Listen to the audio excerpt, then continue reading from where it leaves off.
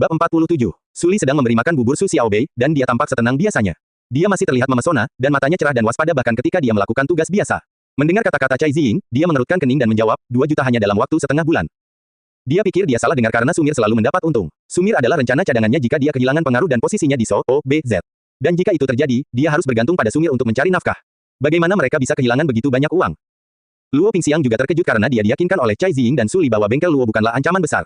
Selain itu, mereka telah mengalahkan ancaman dari Fei Xue beberapa tahun yang lalu, yang semakin memperkuat keyakinannya bahwa Luo Workshop akan mengikuti jejaknya. Namun, tidak ada yang menyangka Luo Workshop bisa menyusul Sumir dalam waktu sesingkat itu. Ini memang lawan yang tangguh. Minuman kesehatan TCM dari Luo Workshop, minuman pengobatan Tiongkok yang baru, memiliki efek menurunkan tekanan darah dan kolesterol dan telah dibuat khusus untuk menyasar mayoritas konsumen senior di pasar roti Xiaohai.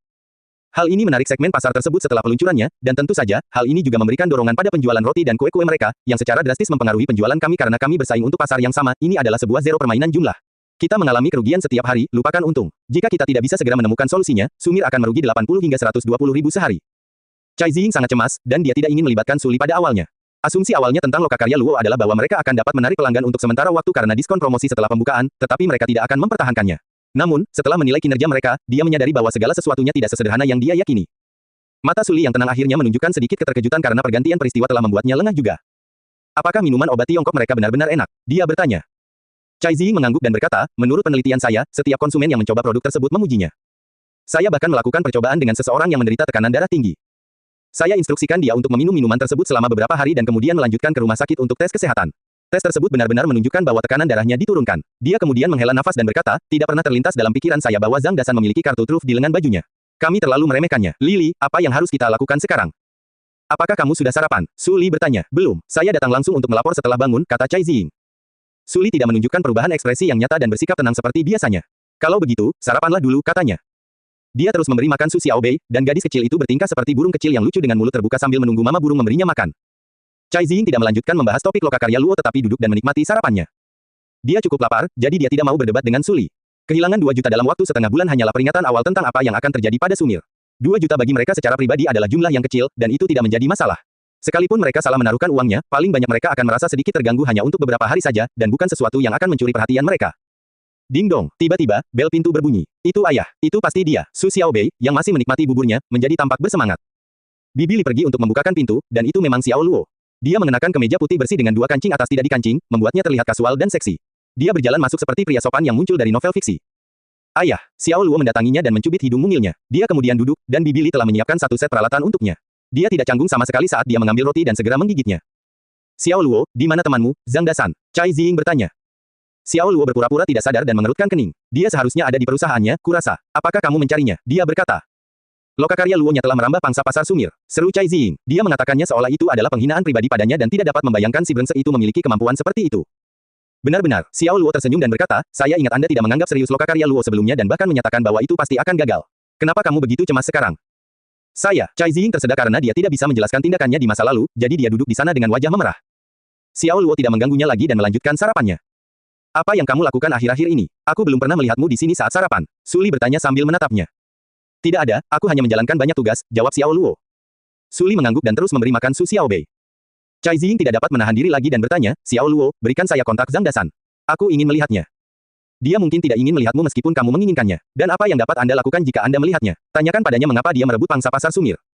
Xiao Luo menggelengkan kepalanya dengan mengejek dan berkata, kamu bisa melupakannya jika kamu ingin melakukan itu. Itu hanya menunjukkan betapa naifnya Anda, karena ini adalah pasar bebas di Xiaohai. Semua orang bisa masuk, dan lokakarya Luo tidak melanggar aturan persaingan tidak sehat. Sumir tidak bisa menyalahkan Luo Workshop karena kehilangan pelanggannya dan harus merenungkan kekurangannya sendiri dan mencari solusi. Cai Ziying mengatupkan giginya. Sumir sudah memonopoli industri roti Xiaohai sejak kami memulainya. Seandainya Zhang Dasan tidak menerobos masuk, kami akan tetap memonopoli, serunya.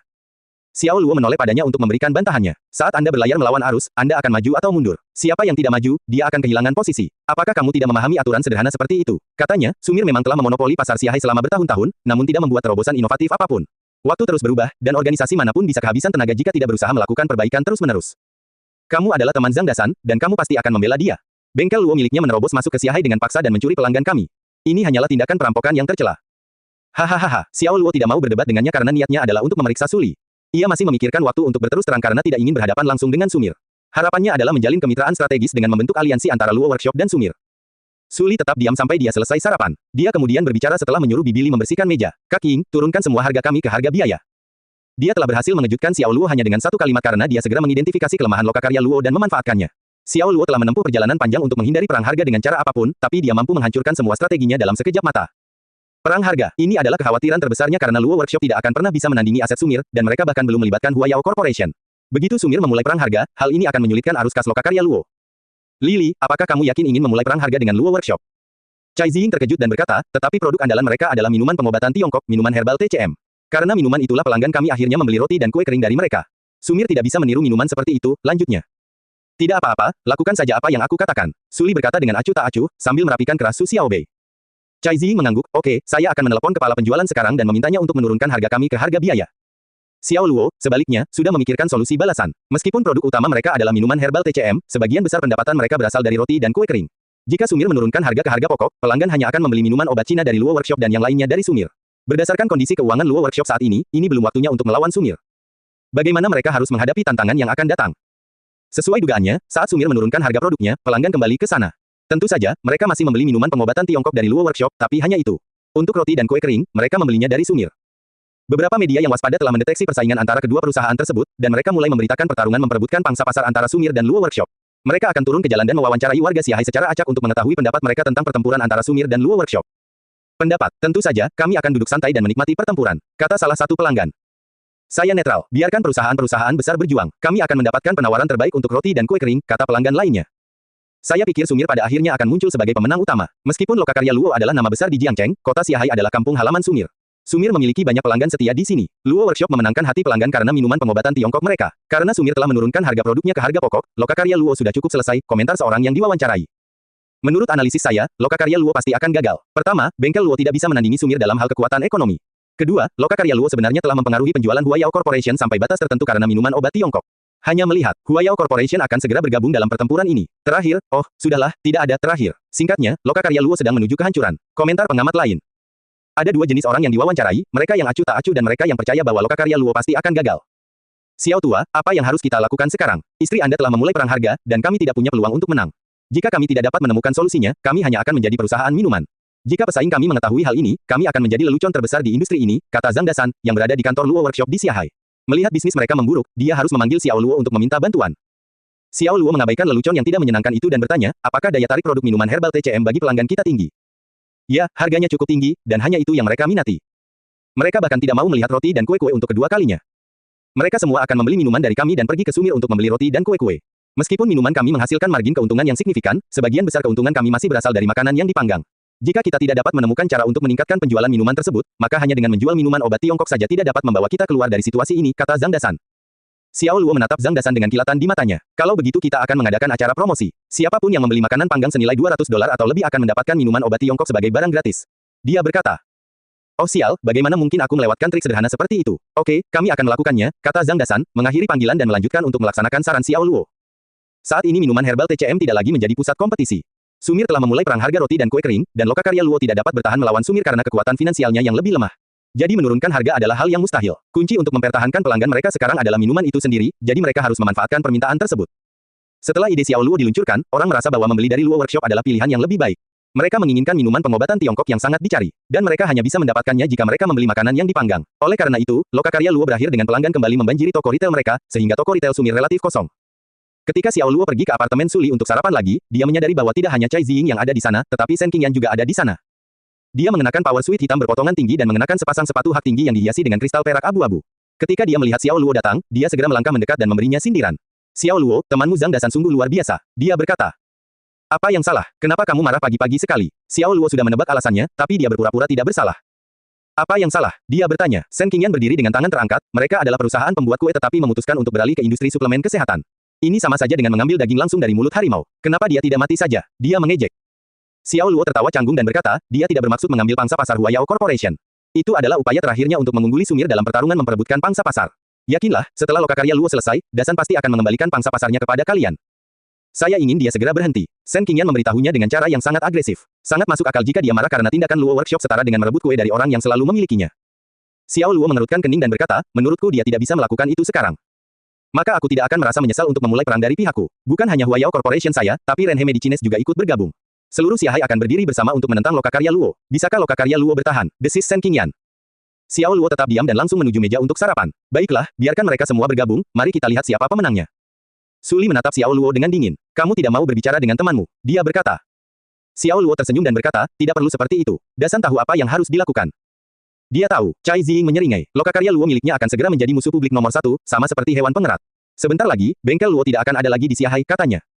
Menurutku itu tidak terlalu serius, kata Xiao Luo. Hah, apakah Anda benar-benar berpikir bahwa Lokakarya Luo dapat memenangkan kekuatan gabungan dari Sumir, perusahaan Hua Yao milik Nona Sen, dan Renhe Medicines? Boikot dari ketiga raksasa tersebut akan menghancurkan Lokakarya Luo sampai ke intinya. Simpan pembicaraan cerdas Anda karena saya telah menyelidiki informasi bisnis Luo Workshop. Nilai total asetnya paling banyak 60 miliar, dan aset likuidnya tidak melebihi 2 miliar. Ketika tekanan keuangan Luo Workshop akhirnya teratasi, mereka terpaksa meminjam dari bank. Dengan campur tangan kami bertiga, tidak mungkin bank manapun di seluruh negara Hua akan memberikan pinjaman kepada Lokakarya Luo. Cai Ziying merengut, meramalkan nasib Lokakarya Luo. Xiao Luo hanya tersenyum dan menjawab, tidak ada gunanya memberitahuku. Aku tahu, tapi kamu adalah teman baiknya. Saya harap Anda akan memberitahunya hal ini dan meyakinkan dia untuk keluar dari Xiahai sesegera mungkin sebelum dia mengalami kerugian besar. Kata Cai Ziying. Keluar dari pasar Xiahai. Tentu saja ini tidak mungkin. Xiao Luo berencana untuk menaklukkan pasar nasional, dan Xiahai berperan penting sebagai basis pusat transportasi utamanya. Sejak hari itu, Hua Yao Corporation dan Renhe Medicines mulai mengambil langkah strategis melawan Lokakarya Luo. Saingannya telah bekerja sama untuk melawan pihak luar, Luo Workshop. Xiao Luo tidak menyangka hal ini akan terjadi. Dia hanya meramalkan bahwa Hua Yao Corporation akan bergabung dengan Sumir karena persahabatan Shen Qingyan dan Su Li. Hua Yao dan Renhe memiliki strategi sederhana dalam menjatuhkan Luo Workshop. Hal itu untuk memberikan penurunan besar-besaran pada harga produk suplemen kesehatan mereka. Mereka akan memasukkan produk-produk yang membantu meningkatkan tekanan darah dan kadar kolesterol dalam upaya penurunan harga. Mereka bahkan mengadakan serangkaian acara promosi yang berkolaborasi dengan Sumir. Selama pelanggan membelanjakan $200 atau lebih di Sumir, orang tersebut dapat datang ke Hua Yao atau Renhe dengan membawa tanda terima Sumir untuk mendapatkan diskon pembelian di sana.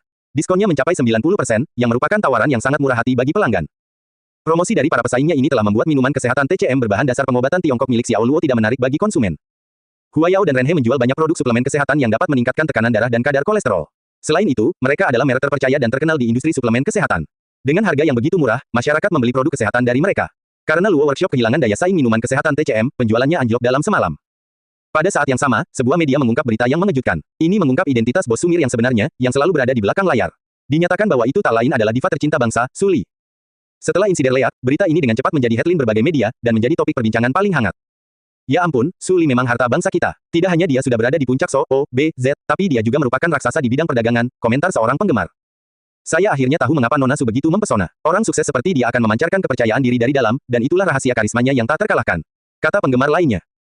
Aku mendukung Su Li di kehidupan ini, dan terlebih lagi di kehidupan selanjutnya. Lily, kami mencintaimu. Kata pendukung setia lainnya. Netizen berunjuk rasa dan meninggalkan banyak komentar di bawah thread ini. Selain itu, banyak sekali penggemar Su Li yang mengambil alih feed Weibo-nya saat mereka menyatakan kesetiaan dan dukungan mereka kepada Sumir. Akibat status selebritas Su Li, penjualan Sumir benar-benar menghancurkan Lokakarya Luo. Setiap hari, penggemar Su Li berkumpul dalam jumlah besar di toko retail Sumir untuk membeli roti dan kue kering.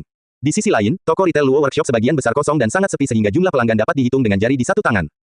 Semua eksekutif Lokakarya Luo seperti Zhang Dasan dan Li Zimeng tidak dapat mengabaikan hal ini lagi dan mengadakan pertemuan darurat. Prioritas utama mereka adalah mencari solusi untuk mengatasi krisis ini. Sebagai pemilik Lokakarya Luo, Xiao Luo juga diundang untuk menghadiri pertemuan tersebut. Sebelum krisis ini terjadi, Xiao Luo telah memberikan instruksi untuk menghentikan diadakannya pertemuan yang tidak perlu. Saat itu suatu pagi lagi, dan Xiao Luo pergi ke apartemen Su Li untuk sarapan. Kali ini, hanya Su Li, Su Xiaobei, Luo Pingxiang, dan Bibi Li yang hadir. Cai Ziying dan Shen Qingyan tidak ada di sana. Xiao Luo menghela nafas lega. Dia akan terhindar dari omelan yang tidak perlu dan polusi suara yang berasal dari keduanya. Ada sesuatu yang selalu ingin kutanyakan padamu, kata Su Li. Rambutnya diikat menjadi ekor kuda tinggi, memperlihatkan lehernya yang indah dan seperti batu giok. Keindahan seperti itu begitu luar biasa, dan mampu mengalahkan manusia biasa manapun. Xiao Luo mengangkat kepalanya dan menatapnya. Apa masalahnya? Dia bertanya. Su Li mengerutkan kening dan berkata, bukankah kamu bekerja di Lokakarya Luo di Jiangcheng? Karena teman Anda Zhang Dasan adalah bosnya, mengapa dia tidak mempromosikan Anda? Dengan kemampuanmu, seharusnya tidak sulit bagimu untuk setidaknya mendapatkan posisi manajerial. Xiao Luo terkejut karena dia tidak menyangka Su Li akan menanyakan pertanyaan seperti itu padanya. Dia tersenyum dan menjawab, saya yakin saya sudah memberitahu Anda sebelumnya, saya ingin mengembangkan karir saya di Xiahai. Mengapa? Su Li bersikeras. Xiao Luo menoleh untuk melihat Su Xiaobei. Dia sedang duduk di sofa memainkan permainan kartu. Sebagian untuk Xiaobei, dan saya belajar di universitas lokal di sini, jadi Xiahai agak istimewa bagi saya, katanya. Su Li tampak lega saat mendengar jawabannya dan mengubah topik. Saya berasumsi Anda sepenuhnya menyadari situasi Lokakarya Luo, kan? Dia dengan santai bertanya. Xiao Luo tersenyum dan menjawab, yup, itu runtuh di bawah sumirmu. Zhang Dasan adalah teman dekatmu. Apakah kamu tidak terpengaruh? Dia bertanya. Su Li masih kedinginan, tapi kecantikannya sempurna, meski dia tidak menunjukkan emosi apapun. Jika Anda memohon belas kasihan padanya, saya dapat mempertimbangkan untuk berkolaborasi dengan Luo Workshop dan berbagi pasar Xiahai, dia menawarkan. Benar-benar tidak terduga, dan Xiao Luo menatap wanita ini. Su Li menghindari tatapannya. Jangan salah paham maksud saya. Secara nominal, kami adalah suami istri, dan karena bengkel Luo adalah milik teman Anda, saya tidak boleh tanpa ampun sepenuhnya demi Anda, jelasnya. Jadi begitu, Xiao Luo tersenyum dan menjawab, aku akan memberitahunya ini. Namun, pertarungan belum berakhir. Kami tidak akan mengetahui hasilnya sampai saat-saat terakhir, dan saya harap Anda tidak lengah. Huayao Corporation dan Renhe Medicines telah berkolaborasi untuk memanfaatkan produk kesehatan utama Luo Workshop. Dengan pengaruh kakak, bengkel Luo tidak mungkin bisa membalikkan keadaan. Luo Pingxiang ikut serta. Siapa tahu, Xiao Luo tersenyum misterius dan melanjutkan sarapannya. Suli menatapnya, merasa ada yang tidak beres. Tak lama kemudian, Balai Pengobatan Tiongkok bernama Jin Yitang memasuki pasar Xiahai dengan pengumuman penting. Seorang pasien yang didiagnosis menderita kanker stadium terminal oleh institusi medis barat disembuhkan oleh Jin Yitang. Saat berita ini menyebar, Jin Yitang menjadi terkenal di seluruh negara Hua. Semakin banyak pasien mulai beralih ke Jin Yitang untuk perawatan medis. Perkembangan ini menciptakan hiruk-pikuk pasar dengan lebih banyak cerita keajaiban medis. Cek, Jin Yitang sungguh ajaib. Mereka bahkan bisa menyembuhkan orang lumpuh, kata seorang konsumen. Spondilosis serviks yang umum terjadi pada lansia, bisa sembuh total dalam waktu setengah bulan. Ya Tuhan, sekarang aku bahkan bisa mengangkat benda yang sebelumnya tidak bisa kuangkat. Menyatakan seorang pasien lanjut usia. Jin Yitang telah menyembuhkan kasus pikun lainnya. Ya Tuhan, apakah dokter di sana adalah keturunan Hua Tuo? Keterampilan mereka luar biasa, tanya seorang anggota masyarakat. Apakah pengobatan Tiongkok akhirnya bangkit kembali? Apakah ini terjadi? Dunia, lihatlah, seru seorang pengamat yang bersemangat yang telah mendengar cerita-cerita ini. Setelah Jin Yitang menyembuhkan satu demi satu penyakit yang tidak dapat disembuhkan, ketenarannya menyebar ke seluruh distrik Xiahai. Antrean harian konsultasi di Jin Yitang sama gilanya dengan antrean tiket kereta api penumpang yang hendak mudik ke kampung halaman untuk merayakan Imlek. Pasien yang tak terhitung jumlahnya berbondong-bondong ke klinik dan harus mengantri di luar gedung. Karena kualitas unggul dan efektivitas obat Tiongkok Jin Yitang, Huayao Corporation dan Renhe Medicines mengalami penurunan penjualan farmasi secara signifikan. Jika seseorang menderita penyakit atau merasa tidak enak badan, yang perlu dilakukan hanyalah membeli paket obat Tiongkok khusus dari Jin Yitang. Tidak diperlukan lebih dari beberapa porsi agar orang tersebut pulih. Bahkan dengan penyakit kronis seperti diabetes, Jin Yitang dapat menyembuhkannya dengan harga yang sedikit lebih mahal yaitu $5.000. Akibatnya, Huayao Corporation dan Renhe Medicines menghadapi tantangan berat dan belum pernah terjadi sebelumnya terhadap posisi mereka sebagai produsen obat-obatan barat terbesar di negara Hua. Tantangan ini berdampak pada bisnis farmasi mereka serta rumah sakit yang juga berada di bawah naungan mereka. Rumah sakit menghadapi kerugian karena pasien sekarang lebih memilih untuk merawat Jin Yitang untuk penyakit yang tidak kritis. Kecuali jika terjadi keadaan darurat di mana mereka membutuhkan dokter terlatih barat untuk menyadarkan kehidupan dari ambang kematian, Jin Yitang menjadi pilihan utama mereka. Kebangkitan Jin Yitang secara efektif membawa krisis bagi Huayao Corporation dan Renhe Medicines. Tidak seorang pun menyangka bahwa balai pengobatan Tiongkok yang luar biasa ini masih ada di era di mana pengobatan tradisional Tiongkok telah kehilangan banyak daya tarik dan relevansinya dalam masyarakat modern. Jin Yitang berhasil mengobati berbagai penyakit kronis yang tidak dapat disembuhkan seperti kanker stadium terminal dan demensia. Oleh karena itu, hal ini memberikan dampak yang signifikan terhadap penjualan obat-obatan barat dalam waktu singkat, yaitu setengah bulan. Perusahaan-perusahaan farmasi besar sadar bahwa jika mereka membiarkan hal ini terus berlanjut, maka mereka akan menanggung kerugian lebih lanjut di bulan-bulan mendatang. Saat itu jam 10 malam, dan cuacanya lembab, udaranya hangat dan berat. Langit tampak berkabut, dan lampu lalu lintas berwarna merah, yang terlihat jelas dari kejauhan, membuat malam yang tampak sepi itu terasa semakin hening. Dua mobil eksekutif berwarna hitam berhenti di dekat Jin Yitang satu demi satu. Dengan suara pintu terbuka, seorang wanita jangkung dan langsing serta seorang pria parubaya muncul dari mobil mereka masing-masing. Mereka berdua didampingi oleh asisten pribadi dan sopirnya. Wanita itu mengenakan power suit berwarna hitam dan rambutnya diikat rapi. Wajahnya cantik dan menawan, dan hanya dengan eyeshadow tipis, matanya terlihat lebih memikat dan natural. Tubuhnya yang montok memancarkan sedikit keliaran, dan pesonanya termanifestasi melalui dadanya yang besar dan pantat gelembung mirip Kardashian. Stiletto bertumit kristal di kaki mungilnya menambah kesan anggun dan berkelas pada aura elegannya. Pria parubaya itu berpenampilan sopan dan memiliki rambut tebal. Namun, karena garis rambutnya yang mulai menipis, hal itu membuatnya tampak seperti sedang botak. Pria parubaya itu tersenyum pada wanita itu dan menyapanya, baiklah, kalau bukan Presiden Sen. Saya tidak menyangka Anda akan mengunjungi Jin Yitang pada jam seperti ini, dan sepertinya kami cukup memahami satu sama lain. Sen Qingyan meliriknya dan kemudian berbalik menuju lorong Jin Yitang. Jika kita tidak bisa menangani Jin Yitang ini, itu akan berdampak buruk bagi kedua organisasi kita. Entah dari mana mereka tiba-tiba muncul. Itu benar, jadi mari kita lupakan konflik di antara kita dan bekerja sama untuk menghadapi ancaman ini. Pria parubaya itu berbicara, lalu menghela nafas. Dia tidak lain adalah Presiden Renhe Medicines, Kai Renhe. Dia memberi isyarat dan berkata, silakan, Presiden Sen. Sen Qingyan melangkah dengan anggun dengan tumitnya, dan teman-temannya mengikuti di belakangnya. Dekorasi interior aula Jin Yitang hanya bisa digambarkan sebagai retro. Lampunya tampak seperti lentera kuno, namun masih ditenagai oleh bohlam listrik di dalamnya. Ada banyak potret dokter kuno yang terkenal, dan sertifikat mereka dengan bangga dipajang di dinding. Aula itu terang dan persegi, dengan beberapa set meja dan kursi cendana. Ada lemari obat di kedua sisi dinding yang penuh dengan obat-obatan Tiongkok. Karena mereka, seluruh ruangan berbau obat Tiongkok. Ketika Sen Qingyan dan Kai Renhe memasuki aula, beberapa orang sedang membersihkan area tersebut. Nyonya, Tuan, saya minta maaf, tetapi jam perawatan hari ini telah kami akhiri. Jika Anda ingin ke dokter, silakan datang kembali besok. Seorang pelayan wanita dengan pakaian pelayan istana tradisional Tiongkok mendekati mereka dengan wajah tersenyum. Dia memiliki rambut pendek yang dipotong rapi, dan wajahnya halus. Ini memberinya tampilan gadis tetangga, yang sangat cocok untuknya. Jika Zhang Dasan hadir, dia akan mengenalinya sebagai saudara perempuan Xiao Luo, Xiao Rui. Kak, aku merasa sangat tidak enak badan. Bisakah Anda membuat pengecualian untuk saya dan menghubungi dokter untuk membantu saya? Saya pasti akan kembali dengan sejumlah uang yang banyak, kata Sen Qingyan. Inilah satu-satunya alasan dia bisa datang menemui dokter terkenal Jin Yitang. Kai Renhe menyapa Xiao Rui dengan sopan dan berkata, Nona, ada terlalu banyak orang di siang hari, dan tidak nyaman bagi kami untuk datang ke sini pada jam-jam tersebut karena sifat pekerjaan kami. Oleh karena itu, kami tidak punya pilihan selain berkunjung pada jam yang tidak biasa ini, jadi saya harap Anda dapat memahami keadaan kami. Saat dia berbicara, dia juga menginstruksikan asisten pribadinya untuk memberikan setumpuk besar uang kertas merah, dan itu adalah tumpukan yang sangat tebal yang bernilai setidaknya 50.000. Baiklah, saya bisa membuat pengecualian untuk kalian demi pembayaran besar yang Anda tawarkan. Xiao Rui menyimpan uang itu dengan senyum lebar lalu duduk di kursi tradisional Tiongkok. Dia menatap Shen Qingyan dan Kai Renhe dan bertanya, siapa yang pergi duluan? Shen Qingyan dan Kai Renhe saling berpandangan, lalu Kai Renhe dengan sopan berkata, Nona, kami ingin mengundang dokter utama untuk mendiagnosis kami, bisakah kamu memberitahunya? Saya dokter utama. Xiao Rui menerima secangkir teh panas yang disajikan oleh staf, dan dia tiba-tiba mengambil sikap seorang dokter wanita kuno yang berpengalaman.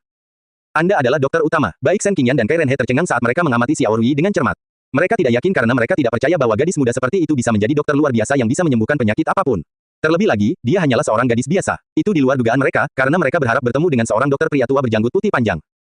Nona, saya mohon Anda untuk mendapatkan dokter utama yang sebenarnya karena waktu kita sangat berharga. Jadi kalian tidak percaya dengan kata-kataku. Xiao Rui menatap Shen Qingyi. Shen Qingyan merasa geli, dan dia mengira Rui sedang mempermainkan mereka. Tiba-tiba, seutas benang merah keluar dari lengan baju Xiao Rui seperti ular yang gesit. Itu secepat sambaran petir dan melintasi ruangan 3 meter dengan mulus. Sebelum Shen Qingyan sempat bereaksi, benda itu sudah melingkar di lengan kanannya. Manuver Xiao Rui mengejutkan semua orang yang hadir, dan Kai Renhe bahkan menjerit kaget. Pemeriksaan denyut nadi udara, matanya melebar seperti sepasang lonceng saat dia sangat terkejut. Dia telah mempelajari pengobatan tradisional Tiongkok sampai batas tertentu dan tahu bahwa ini adalah keahlian khusus. Deskripsi serupa tentang keterampilan ini ditulis dalam perjalanan ke barat saat Sun Wukong, Raja Kera, melakukan pemeriksaan denyut nadi pada Raja Kerajaan Zuzi. Itu tampak persis sama dengan apa yang dijelaskan dalam buku itu tetapi bahkan lebih menarik ketika dia melihatnya dengan matanya sendiri. Shen Qingyan juga tercengang karena dia tidak dapat memahami fisika di balik trik tersebut. Bagaimana benang merah bisa melayang di udara sejauh 3 meter dan melingkari lengannya dengan begitu mudah? Bawakan wanita ini kursi. Xiao Rui memegang ujung benang merah yang lain dengan 4 jari, menekannya ke sandaran tangan kursi Cina miliknya. Ya, seorang staf menjawabnya dan membawakan kursi untuk Shen Qingyan. Shen Qingyan masih tertegun, dan dia duduk secara naluriah ketika kursi itu dibawakan kepadanya. Fokus dan tinggalkan semua pemikiran yang tidak perlu. Xiao Rui mengingatkannya sambil menutup matanya untuk merasakan getaran samar yang datang dari benang merah. Aula itu begitu sunyi sehingga orang bahkan bisa mendengar suara pin jatuh, tidak ada yang berani bernapas dengan keras, dan mata semua orang terpaku pada Xiao Rui. Kai Renhe mencoba yang terbaik untuk mendeteksi bukti bahwa ini adalah trik sulap, tetapi dia gagal menemukannya. Tidak ada tanda-tanda adanya bantuan eksternal pada benang merah itu. Itu hanyalah benang biasa dan biasa, yang sangat ringan. Namun, benda itu terbang keluar dari lengan bajunya sebelumnya dan melintasi ruangan untuk melingkari lengan Shen Qingyan. Itu tidak dapat dibayangkan, dan dia tidak percaya hal itu telah terjadi. Jika dia tidak menyaksikannya secara pribadi, dia tidak akan pernah percaya bahwa keterampilan misterius itu asli. Setelah beberapa saat, Xiao Rui membuka matanya dan menjentikkan jarinya.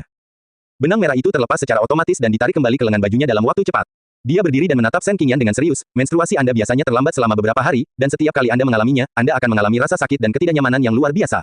Anda akan merasa pusing dan gelisah sepanjang waktu, dan Anda mempunyai masalah dengan punggung bagian bawah. Apakah saya benar? Shen Qingyan sekali lagi terkejut karena dia terkejut dengan betapa akuratnya Xiao Rui menggambarkan masalah kesehatan pribadinya. Dia terdiam selama beberapa waktu karena semua yang dikatakan Xiao Rui spesifik dan tepat sasaran. Shen Qingyan akan selalu menderita rasa sakit yang tak terbayangkan selama 3 hari setelah menstruasinya dimulai. Ada beberapa kejadian di mana rasa sakitnya tak tertahankan sehingga dia harus mendapatkan suntikan pereda nyeri dari rumah sakit. Kegelisahan dan masalah punggung bawahnya juga umum terjadi. Dia bahkan menyewa dokter swasta untuk merawatnya, tapi mereka tidak membantu sama sekali, jadi dia menyerah setelah beberapa sesi. Xiao Rui meletakkan tangannya di belakang punggungnya, tampak seperti seorang dokter berpengalaman dengan pengalaman bertahun-tahun. Yah, ekspresimu sudah menunjukkan keakuratanku, katanya. Kai Renhe masih tidak yakin dan bertanya, Presiden Shen, apakah semua yang dia katakan benar? Shen Qingyan mengangguk, dan matanya menunjukkan lebih banyak rasa hormat dan harapan pada Rui. Dia kemudian bertanya perlahan, bisakah kamu menyembuhkan semua masalah ini? Dia berhenti sejenak dan kemudian menambahkan, saya telah mempekerjakan banyak dokter swasta, dan banyak dari mereka memiliki reputasi yang baik di luar negeri. Gejala-gejala ini memang hilang selama masa pengobatan, namun muncul kembali dengan cepat setelah sesi pengobatan berakhir. Setiap kali saya menstruasi, saya lebih baik mati daripada mengalami penyiksaan ini berulang kali. Ada pepatah lama yang sangat masuk akal, pengobatan barat memberikan hasil yang cepat, sedangkan pengobatan Tiongkok menyembuhkan hingga ke akar-akarnya. Saya akan menulis 1 set resep untuk Anda, yang perlu Anda lakukan hanyalah memasak dan meminum obatnya setiap malam sebelum tidur. Semua gejala Anda akan hilang 5 hari setelah Anda meminum obat ini, dan saya berjanji tidak akan kambuh lagi. Xiao Rui mengangkat dagunya dan berkata, tapi sebelum itu, aku harus melakukan akupuntur padamu kali ini. Akupuntur. Shen Qingyan sedikit terkejut. Tiba-tiba, Xiao Rui berlari seperti embusan angin dan melakukan akupuntur pada Shen Qingyan. Dia mengeluarkan sekotak jarum perak setipis rambut dengan tangan kirinya dan menggunakan tangan kanannya untuk menjepit salah satu jarum dengan jari telunjuk dan tengahnya. Dia mengarahkan titik itu ke wajah Shen Qingyan dan menusukkannya dengan akurat di antara alisnya. Kemudian jarum kedua dan ketiga ditusukkan ke punggung tangan, pinggang, dan punggung atas Shen Qingyan. Xiao Rui melakukan prosedur itu dengan cepat dan sempurna. Selesai. Setengah menit kemudian, Xiao Rui membersihkan keringat di tangannya dan menghela nafas lega sambil menatap Shen Qingyan dengan penuh kepuasan. Shen Qingyan, sebaliknya, ditusuk dengan selusin jarum perak, dan jarum ini merawat tubuhnya. Dia bisa merasakan sensasi dingin menjalari dirinya dan menyembuhkan seluruh tubuhnya. Perasaan yang tak terlukiskan, nyaman, dan menenangkan. Kai Renhe dan orang lain yang menyaksikannya benar-benar tercengang saat Xiao Rui melakukan akupuntur persis seperti bagaimana para dokter legendaris di televisi itu merawat pasiennya. Namun, itu hanyalah program televisi. Seharusnya kejadian itu hanya fiksi, tapi disinilah mereka, menyaksikan hal itu terjadi di depan mata mereka. Presiden Shen, apakah Anda merasa tidak nyaman? Kai Renhe bertanya sambil berjalan ke arahnya, ingin tahu kemanjuran pengobatannya. Tidak, saya sangat nyaman. Shen Qingyan menutup matanya saat dia sepenuhnya tenggelam dalam sensasi sejuk dan nyaman. Xiao Rui melihat ke arah Kai Renhe. Seluruh proses hanya butuh 10 menit, Pak. Sekarang izinkan saya melihat kondisi Anda, katanya. Kai Renhe berdiri tegak saat dia merasa sedikit gugup. Bukan karena dia takut dia mungkin mengidap penyakit tersembunyi, namun dia kagum dengan keterampilan tak terduga gadis muda ini. Dia sama misteriusnya dengan dewa dari surga, yang membuat manusia biasa seperti dia gugup dan canggung karena perbedaan besar dalam kemampuan di antara mereka. Xiao Rui tidak memeriksa denyut nadinya tetapi mengamati kelopak mata dan lidahnya. Akhirnya, dia menekan pinggangnya dengan jari telunjuknya dengan ringan, dan itu membuat Kai Renhe langsung menjerit kesakitan. Apakah sangat menyakitkan saat saya menekan tempat ini? Ya, sama sakitnya dan serasa tulang dibor oleh bor listrik, jawab Kai Renhe.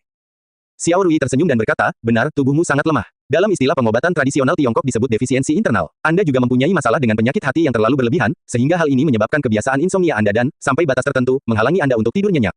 Anda juga menderita migrain dan tinnitus, kan? Saat Kai Renhe mendengarnya, matanya melebar karena terkejut ketika Xiao Rui dapat menjelaskan gejalanya dengan sangat jelas hanya dengan pengamatan visual ini sungguh luar biasa. Tanpa sadar, dia menanyakan pertanyaan bodoh padanya, bagaimana kamu tahu tentang ini? Xiao Rui mengerutkan kening dan menjawab, tentu saja dengan mataku. 4 metode diagnostik yaitu inspeksi, pendengaran dan penciuman, penyelidikan, dan palpasi merupakan hal mendasar dalam pengobatan tradisional Tiongkok. Jika saya bahkan tidak bisa mengatakannya, bagaimana saya bisa menyembuhkan Anda berdasarkan gejala-gejala itu? Semua orang yang hadir terkagum-kagum karena mereka semua tahu bahwa praktisi pengobatan barat di rumah sakit akan mengharuskan pasiennya menjalani pemeriksaan dengan berbagai cara, dan sebelum mendapatkan perawatan, pasien mungkin harus menyediakan sejumlah besar darah untuk pengujian. Selain itu, diperlukan waktu hingga beberapa hari untuk mengembalikan hasilnya. Dengan kata lain, instrumen analisis modern di rumah sakit tidak dapat mendiagnosis pasien dengan segera. Di sisi lain, kepala dokter Jin Yitang dapat mengetahui setiap gejala Kai Renhe dengan matanya dalam waktu kurang dari 2 menit, dan itu sungguh sulit dipercaya. Jadi, apakah masalah saya bisa disembuhkan? Saya benar-benar tidak ingin meminum obat tidur lagi, saya tidak tahan lagi dengan efek sampingnya. Kai Renhe memohon dengan tulus. Baik dia dan Shen Qingyan telah berubah menjadi pasien tulus yang mencari bantuan dengan jujur.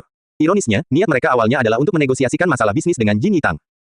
Tentu, sama seperti dia, aku harus melakukan akupuntur padamu terlebih dahulu, jawab Xiao Rui, menganggukkan kepalanya sebelum dia mulai menusuk Kai Renhe dengan jarum. Tusukan, tusukan. Jarum perak mengeluarkan suara letupan yang tajam saat dimasukkan ke dalam tubuh Kai Renhe. Kecepatan eksekusi Xiao Rui sangat cepat, dan tidak ada yang bisa mengikuti gerakan tangannya dengan mudah. Setelah dia selesai, mereka akhirnya bisa melihat Kai Renhe dengan jelas. Ada selusin jarum perak di kepalanya sekarang. Dia menutup matanya dan berdiri diam saat pikirannya memasuki kondisi zen yang damai. Xiao Rui menoleh ke lemari medis dan meresepkan obat masing-masing kepada mereka. Dia membungkus obatnya dengan cepat dan kemudian menyesap tehnya dalam-dalam, semua ini hanya memakan waktu 10 menit. Ketika jarum perak dicabut, baik Shen Qingyan maupun Kai Renhe merasa terlahir kembali karena tubuh mereka terasa sangat segar dan diremajakan. Yang pertama tidak lagi merasakan sakit di punggungnya, sedangkan yang kedua tidak lagi menderita migrain dan nyeri leher rahim. Sekarang, mereka merasa segar sepenuhnya. Bagaimana perasaan kalian? Lebih baik kan? Xiao Rui tersenyum dan bertanya, obat-obatan ini untuk kalian, dan kalian harus mengkonsumsinya sesuai dengan instruksi saya. Saya berjanji Anda tidak akan pernah menderita gejala-gejala tersebut lagi. Seorang dokter jenius, dia benar-benar seorang dokter jenius. Baik Shen Qingyan maupun Kai Renhe merasa rendah hati dan bersemangat karena Xiao Rui jelas telah menjadi bakat yang perlu mereka rekrut. Dengan itu, kolaborasi mereka langsung terputus. Kak, aku akan jujur. Saya adalah Presiden Huayao Corporation, Shen Qingyan. Bergabunglah dengan kami, dan saya dapat memberi Anda platform yang lebih baik untuk memaksimalkan jangkauan Anda, saya. 10 miliar, saya akan memberi Anda gaji tahunan sebesar 10 miliar. Tepat ketika Shen Qingyan membuang undangan tersebut, Kai Renhe menyela dengan keras. Dia kemudian menoleh ke arah Xiao Rui dengan penuh hormat dan berkata, gadis kecil, oh, tidak, maksudku nona jenius. Saya adalah Presiden Pengobatan Renhe, Kai Renhe. Saya akan membayar Anda 10 miliar setiap tahun untuk mempekerjakan Anda sebagai ahli medis di perusahaan kami. Saya akan membayar 20 miliar. Shen Qingyan melawan tanpa ragu-ragu. Presiden Shen, apakah Anda yakin ingin bersaing dengan saya? Kai Renhe menanyainya dengan nada sarkastik. Shen Qingyan memelototinya dengan dingin. Tolong lakukan ini dengan benar. Saya mengundangnya terlebih dahulu ke Huayao Corporation saya. Anda tidak bisa mengabaikan fakta itu hanya untuk mendapatkan apa yang Anda inginkan, Presiden Kai. Persetan dengan omong kosong, yang pertama datang, yang pertama dilayani, ini bukan upaya untuk menghasilkan penjualan. Kai Renhe berkata, dokter yang saleh, selain gaji tahunan sebesar 20 juta, Renhe Medicines juga akan memberi Anda sebuah villa senilai setidaknya 6 juta di distrik terkaya di Xiahai. Shen Qingyan meraih tangan Xiao Rui dengan percaya diri dan berkata, Huayao Group akan melipat gandakan kondisi apapun yang bersedia ditawarkan oleh Renhe Medicines. Shen Qingyan, kamu, Kai Renhe mendesis dan mengertakkan giginya dengan marah. Shen Qingyan tidak bisa diganggu dengan amarahnya. Apapun yang terjadi, dia harus memastikan bahwa dia memenangkan hati wanita muda di depannya. Jika Xiao Rui pindah ke Renhe Medicines, status mereka di bidang pengobatan tradisional pasti akan meningkat, yang akan mengubah keseimbangan bisnis mereka. Cepat atau lambat, grup Huayao akan kehilangan kemampuan untuk bersaing dengan Renhe Medicines, sehingga memungkinkan mereka menelan organisasinya. Kemudian, Xiao Rui perlahan membuka mulutnya dan berkata, kamu dari Huayao Group. Shen Qingyan mengangguk dengan antusias dan menjawab, ya, saya datang khusus untuk. Xiao Rui tidak mengizinkannya menyelesaikan kalimatnya, berbalik, dan bertanya pada Kai Renhe, dan kamu dari Renhe Medicines. Kai Renhe mengangguk dengan cepat dan berkata, ya, dokter yang saleh. Jadi, kalianlah yang bekerja sama untuk menghancurkan lokakarya Luo kakakku, kata Xiao Rui, nadanya tiba-tiba berubah dingin. Saudara laki-laki, lokakarya Luo, Shen Qingyan dan Kai Renhe tercengang dan tiba-tiba merasakan ada yang tidak beres dan rencana mereka tidak berjalan sesuai harapan. Shen Qingyan tersenyum canggung, nona muda, apa maksudmu dengan itu? Saya kira kita belum cukup memahaminya, katanya. Kamu tidak begitu mengerti. Xiao Rui mencibir dan melanjutkan untuk menjelaskan, bengkel Luo milik saudaraku. Saat dia dan Sumir berebut bagian di pasar Xiahai, kedua produsen farmasi Anda memutuskan untuk ikut dan mengikuti kompetisi. Apa kalian tidak punya hal lain yang lebih baik untuk dilakukan? Setelah mendengar itu, raut wajah Shen Qingyan dan Kai Renhe menjadi pucat. Tidak ada yang menyangka bahwa dokter wanita saleh di depan mereka ini adalah adik perempuan dari pemilik lokakarya Luo. Dia begitu baik kepada mereka beberapa saat yang lalu tetapi tiba-tiba berubah menjadi bermusuhan. Menjadi jelas bahwa klinik Jin Yitang baru-baru ini sedang bangkit di Xiahai untuk melawan mereka di sektor farmasi. Dokter yang saleh, kami tidak bergabung dalam pertarungan antara Luo Workshop dan Sumir tanpa alasan yang jelas. Itu karena minuman herbal Cina yang dikembangkan oleh Luo Workshop menyebabkan perusahaan kami mengalami penurunan penjualan, jadi kami tidak punya pilihan selain melakukan apa yang kami lakukan. Saat Kai Renhe berusaha keras menjelaskannya, dia berpikir bahwa minuman kesehatan TCM dari lokakarya Luo bisa saja dikembangkan dengan baik oleh dokter wanita yang saleh ini. Karena lokakarya Luo dan dokter yang saleh memiliki hubungan yang sangat erat, Renhe Medicines bersedia untuk mundur. Kami akan membiarkan Luo Workshop menerima semua pendapatan dari produk kesehatan, katanya. Dia bertekad untuk memenangkan hati Xiao Rui dan percaya bahwa selama dia ada di sisinya, dia akan membawa obat Renhe ke tingkat yang lebih tinggi yang belum pernah terlihat sebelumnya. Tidak perlu melakukan itu, kata Xiao Rui. Tidak perlu untuk itu. Kai Renhe terkejut saat dia menatapnya dengan cemas. Menatapnya dengan dingin, Xiao Rui berkata, adikku berkata bahwa suara genderang perang dari Rate of Vivulite telah dibunyikan. Tidak ada yang bisa menghentikannya, dan tidak ada yang bisa mundur di tengah jalan. Suara genderang perang dari Rate of Vivulite. Shen Qingyan, Kai Renhe, dan semua orang yang hadir tidak bisa menahan diri untuk tidak terkesiap.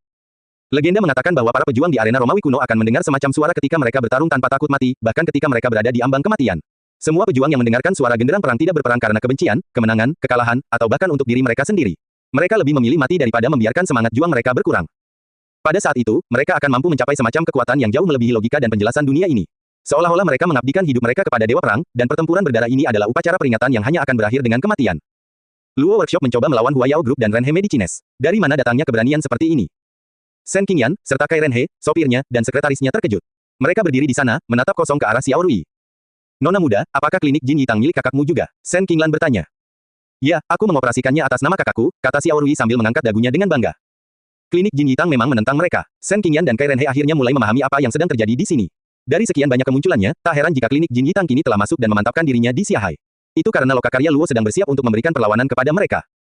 Shen Qingyan berhasil menenangkan dirinya dengan sangat cepat dan berkata, saya harus mengakui bahwa klinik Jin Yitang benar-benar mampu, tetapi hanya mengandalkan Anda saja tidak akan menjadi tantangan yang berarti bagi kedua organisasi kami. Faktanya, Anda bahkan tidak akan dapat melepaskan kami dari posisi pasar kami karena Anda hanyalah sebuah bisnis kecil, sementara kami adalah sekelompok perusahaan. Produk kami dijual di negara lain, dan klinik Jin Yitang tidak akan menandingi kami. Saya tidak mencoba melebih-lebihkan, tapi hanya menyatakan fakta. Apakah begitu? Lalu mengapa Anda ada di sini di klinik kami? Kata Xiao Rui. Dia terkikik kecil dengan sedikit rasa jijik dalam seringnya itu. Shen Qingyan tidak bisa berkata-kata, sementara Kai Renhe tidak tahu harus berkata apa. Izinkan aku mengatakannya untuk kalian. Itu karena klinik Jin Yitang saya adalah ancaman bagi Anda. Itu membuat kalian merasa tidak sabar dan gelisah bahkan ketika kalian makan atau tidur, jadi kalian di sini untuk melihatnya, kata Xiao Rui, tapi perjalanan ke sini kali ini membuat kalian merasa lebih tidak nyaman daripada sebelumnya. Adikku sudah mengatakannya sebelumnya, dia akan memastikan klinik Jin Yitang berkembang secara bertahap selangkah demi selangkah. Kalian mungkin punya grup, tapi klinik Jin Yitang dan lokakarya Luo juga bisa berubah menjadi grup di masa mendatang. Itu hanya masalah waktu. Melihat kepercayaan diri yang ditunjukkan oleh Xiao Rui, baik Shen Qingyan maupun Kai Renhe mulai berkeringat dingin. Mereka sudah bisa memprediksi seperti apa skenario masa depan, dan itu bukan lelucon. Dengan pesatnya perkembangan klinik Jin Yitang dan bagaimana mereka mampu mencapai pangsa pasar mereka saat ini, klinik tersebut mungkin akan mencapai titik di mana mereka akan bersaing secara setara dalam waktu kurang dari 2 tahun. Sial, siapa bos lokakarya Luo? Kai Renhe mengutuk dari dalam. Membangun klinik Jin Yitang membuatnya sangat stres hanya dalam 2 minggu, sungguh sulit dipercaya. Siapa pemilik misterius mereka? Apakah CEO Zhang benar-benar mengatakan itu? Kata Shen Qingyan. Dia merasa sulit percaya bahwa pria tidak mampu seperti Zhang Dasan mampu mengatakan hal seperti ini. CEO Zhang, Xiao Rui mengerutkan alisnya dan menjawab, saya berasumsi Anda sedang berbicara tentang Zhang berwajah besar. Itu bukan saudaraku. Dia bekerja untuk saudaraku sama seperti aku. Tapi dia malah bertanggung jawab atas lokakarya Luo. Apa? Shen Qingyan tiba-tiba mempunyai firasat buruk tentang seluruh perselingkuhan. Dia akhirnya ingat bahwa Zhang Dasan menyebutkan bahwa dia memiliki bos yang dia laporkan, dan orang itu adalah pemilik sebenarnya dari lokakarya Luo. Siapa sebenarnya dia? Shen Qingyan dan semua orang di tempat kejadian sangat penasaran untuk mengetahui siapa orang ini. Dokter yang saleh, bisakah Anda memberitahu kami siapa saudara laki-laki Anda? Kai Renhe bertanya sambil tertawa kecil untuk meredakan ketegangan. Saya minta maaf, tapi kakak saya tidak mengizinkan saya memberitahu siapapun. Jika waktunya tepat, kalian akhirnya akan bertemu dengannya. Baiklah, ini sudah larut, silakan kembali. Sudah waktunya aku istirahat, kata Xiao Rui. Karena mereka adalah musuh kakak laki-lakinya, tentu saja dia tidak merasa perlu bersikap terlalu baik terhadap mereka. Karena klinik Jin Yitang telah menolak tawaran mereka, baik Shen Qingyan maupun Kai Renhe tidak punya alasan untuk tinggal di sini lebih lama lagi. Mereka berdua berjalan keluar, merasakan rasa putus asa karena mereka tahu bahwa angin perubahan sudah bertiup ke arah mereka. CEO Shen, klinik Jin Yitang mengejar pangsa pasar obat-obatan yang secara tradisional menjadi milik kami. Berdasarkan laju perkembangan mereka saat ini, mereka akan mampu memonopoli pasar dalam waktu setengah tahun. Di tingkat nasional, kebangkitan pengobatan Tiongkok adalah hal yang baik bagi negara dan bangsa, namun bagi kedua organisasi kita, tidak diragukan lagi ini adalah sebuah bencana, kata Kai Renhe, sambil menghela nafas sambil menatap ke langit malam yang tenang. Shen Qingyan menatap ke kejauhan dengan penuh pertimbangan. Sama seperti Kai Renhe, dia juga bisa meramalkan masa depan. Jika kelompok tersebut tidak berubah dan mengambil tindakan yang tepat, yang menantinya adalah kehancuran perusahaan Huayao. Klinik Jin Yitang memiliki keunggulan kompetitif dan apa yang diperlukan untuk mengalahkan mereka. Hah, Kai Renhe tidak mengatakan apapun lagi. Dia menggelengkan kepalanya, menghela nafas, masuk ke mobilnya, dan pergi. Bengkel Luo, klinik Jin Yitang, siapa sebenarnya pemilikmu? Shen Qingyan berbalik untuk melihat lagi klinik Jin Yitang dengan perasaan campur aduk. Pria misterius yang mendarat di Xiahe ini mengguncang pasar dan menyebabkan begitu banyak ketidakamanan pada grup Huayao miliknya, Sumir milik Suli, dan obat Renhe milik Kai Renhe. Kemudian, dia masuk ke mobilnya dan pergi juga. Setelah Shen Qingyan dan Kai Renhe meninggalkan klinik Jin Yitang, Xiao Rui berbalik dan berjalan menuju salah satu ruangan dalam yang pintunya tertutup. Dia tidak membuka pintu dan menunggu dengan sabar di luar ruangan. Tidak lama kemudian, pintu terbuka. Kakak Xiao Rui, Xiao Luo, dan suaminya, Tang Ren, keluar. Kulit Tang Ren pucat dengan wajah tampak lembut. Meskipun usianya 24 atau 5 tahun, sepertinya dia masih memiliki kepolosan seperti anak kecil di dalam dirinya. Saudara laki-laki, Xiao Rui menghampirinya dengan cepat. Xiao Luo tersenyum, menganggukkan kepalanya dan berkata, hipnosis Tang Ren benar-benar berhasil. Anda tidak perlu khawatir tentang apapun. Dia telah menghipnotis Tang Ren sebelumnya, menggunakan pengetahuan dan keterampilan ahli pengobatan Tiongkok yang dia tebus melalui sistem dan mentransfernya ke otak Tang Ren secepat mungkin. Ini sedikit mirip dengan film Inception, tetapi jauh lebih sederhana dan lugas. Itu melelahkan bagi Xiao Luo, itulah sebabnya dia merasa ingin pingsan setelah setiap sesi hipnosis, tetapi ini tidak pernah terlihat secara lahiriah di tubuhnya. Xiao Rui menyerahkan secangkir air dari dispenser air kepada Xiao Luo dan berkata, aku sama sekali tidak mengkhawatirkan dia, aku mengkhawatirkanmu. Wow, istriku, kamu baru saja menyakiti perasaanku. Tang Ren memasang ekspresi sedih di wajahnya dan menyindir, sangat melelahkan menjadi orang yang dihipnotis juga. Pergi, adikku pun tidak mengeluh lelah, kenapa kamu mengeluh? Lagi pula, saudaraku adalah dewa, kamu harus menganggap dirimu beruntung karena dewa sedang menghipnotismu, kata Xiao Rui. Dia tidak mengatakan hal yang tidak masuk akal. Di matanya, Xiao Luo seperti dewa yang bisa melakukan apa saja. Dia bahkan mengubahnya menjadi seorang praktisi pengobatan tradisional Tiongkok yang sangat terampil, jadi, jika dia bukan dewa, lalu siapa dia? Benar, kamu benar. Tang Ren mengangkat ibu jarinya dan berkata tanpa banyak tenaga. Pukulan keras. Xiao Rui menamparkan kepalanya dan merengut, Neihan Duanzi sudah ditutup, dan kamu masih meniru dan berbicara seperti wanita tua itu, bukankah kamu pikir kamu menyebalkan?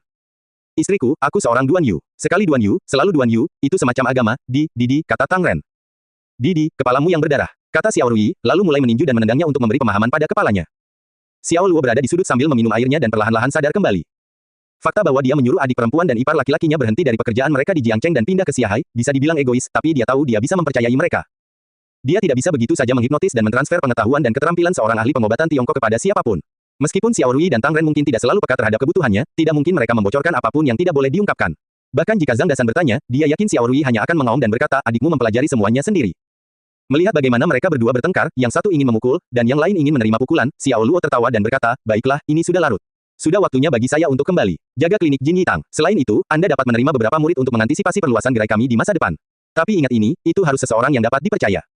Saudaraku, kamu tidak perlu khawatir tentang apapun. Xiao Rui menghentikan omong kosongnya, berbalik, dan berkata kepada Xiao Luo, oh, benar saudaraku, CEO Huayao Group dan Renhe Medicines ada di sini sebelumnya. Xiao Luo tertawa dan menjawab, seperti yang diharapkan. Dia membuka klinik Jin Yitang sehingga dia dapat melawan serangan yang dilakukan oleh Huayao Group dan Renhe Medicines. Karena klinik ini merupakan ancaman bagi mereka berdua, tidak mungkin mereka tidak datang untuk melihat dan mencari tahu apa yang sedang terjadi. Kamu tidak melakukan apapun pada mereka, kan?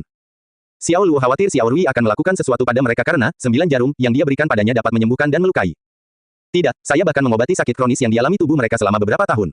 Saya baru tahu bahwa mereka berasal dari Huayao Group dan Renhe Medicines beberapa waktu kemudian, jadi saya mengusir mereka segera setelah saya mengetahuinya. Xiao Rui marah dan berkata, jika saya tahu siapa mereka sejak awal, saya pasti akan memberi mereka perlakuan yang baik. Tidak kusangka mereka berani menindasmu hanya karena mereka dari perusahaan besar, iya.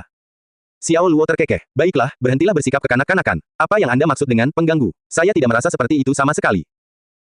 Setengah bulan kemudian, klinik Jin Yitang berada di posisi teratas. Semua orang di Xiahe tahu atau setidaknya pernah mendengar tentang mereka. Berkat liputan media yang luas, semua orang di negara tersebut mengetahui bahwa klinik Jin Yitang, sebuah klinik pengobatan tradisional Tiongkok, telah berhasil merawat pasien kanker yang sakit parah. Jumlah orang kaya dan terkenal yang datang ke klinik setiap hari tidak dapat dihitung lagi.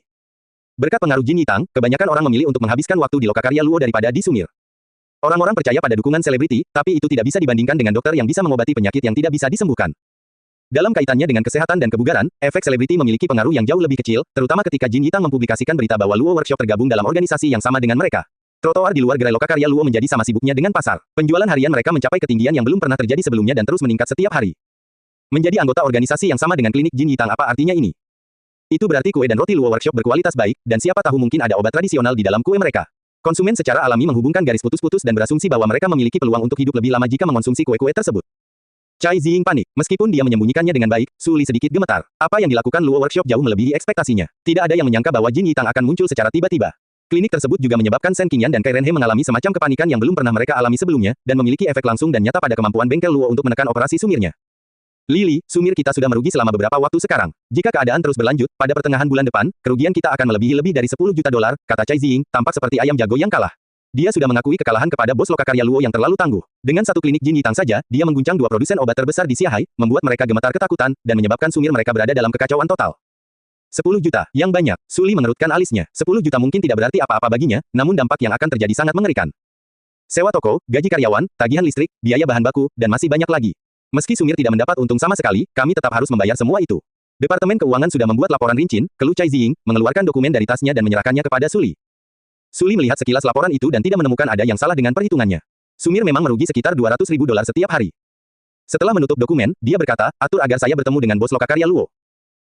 Baiklah. Chai Ziying menganggukkan kepalanya dan sepertinya tidak keberatan. Satu-satunya jalan keluar bagi Sumir saat ini adalah bekerja dengan Luo Workshop. Xiao Tua, istrimu Dewi Su, Shen Qingyan dari Huayao Group, dan Kai Renhe dari Renhe Medicines ingin bertemu denganmu. Menurutku sudah waktunya mengakhiri perang ini, bukan? Kata Zhang Dasan. Dia berbicara melalui telepon dengan suaranya yang unik dan menggelegar. Mendengar suaranya yang menggelegar saja sudah memberikan kesan seperti seorang pria berbadan besar sedang berbicara di ujung telepon.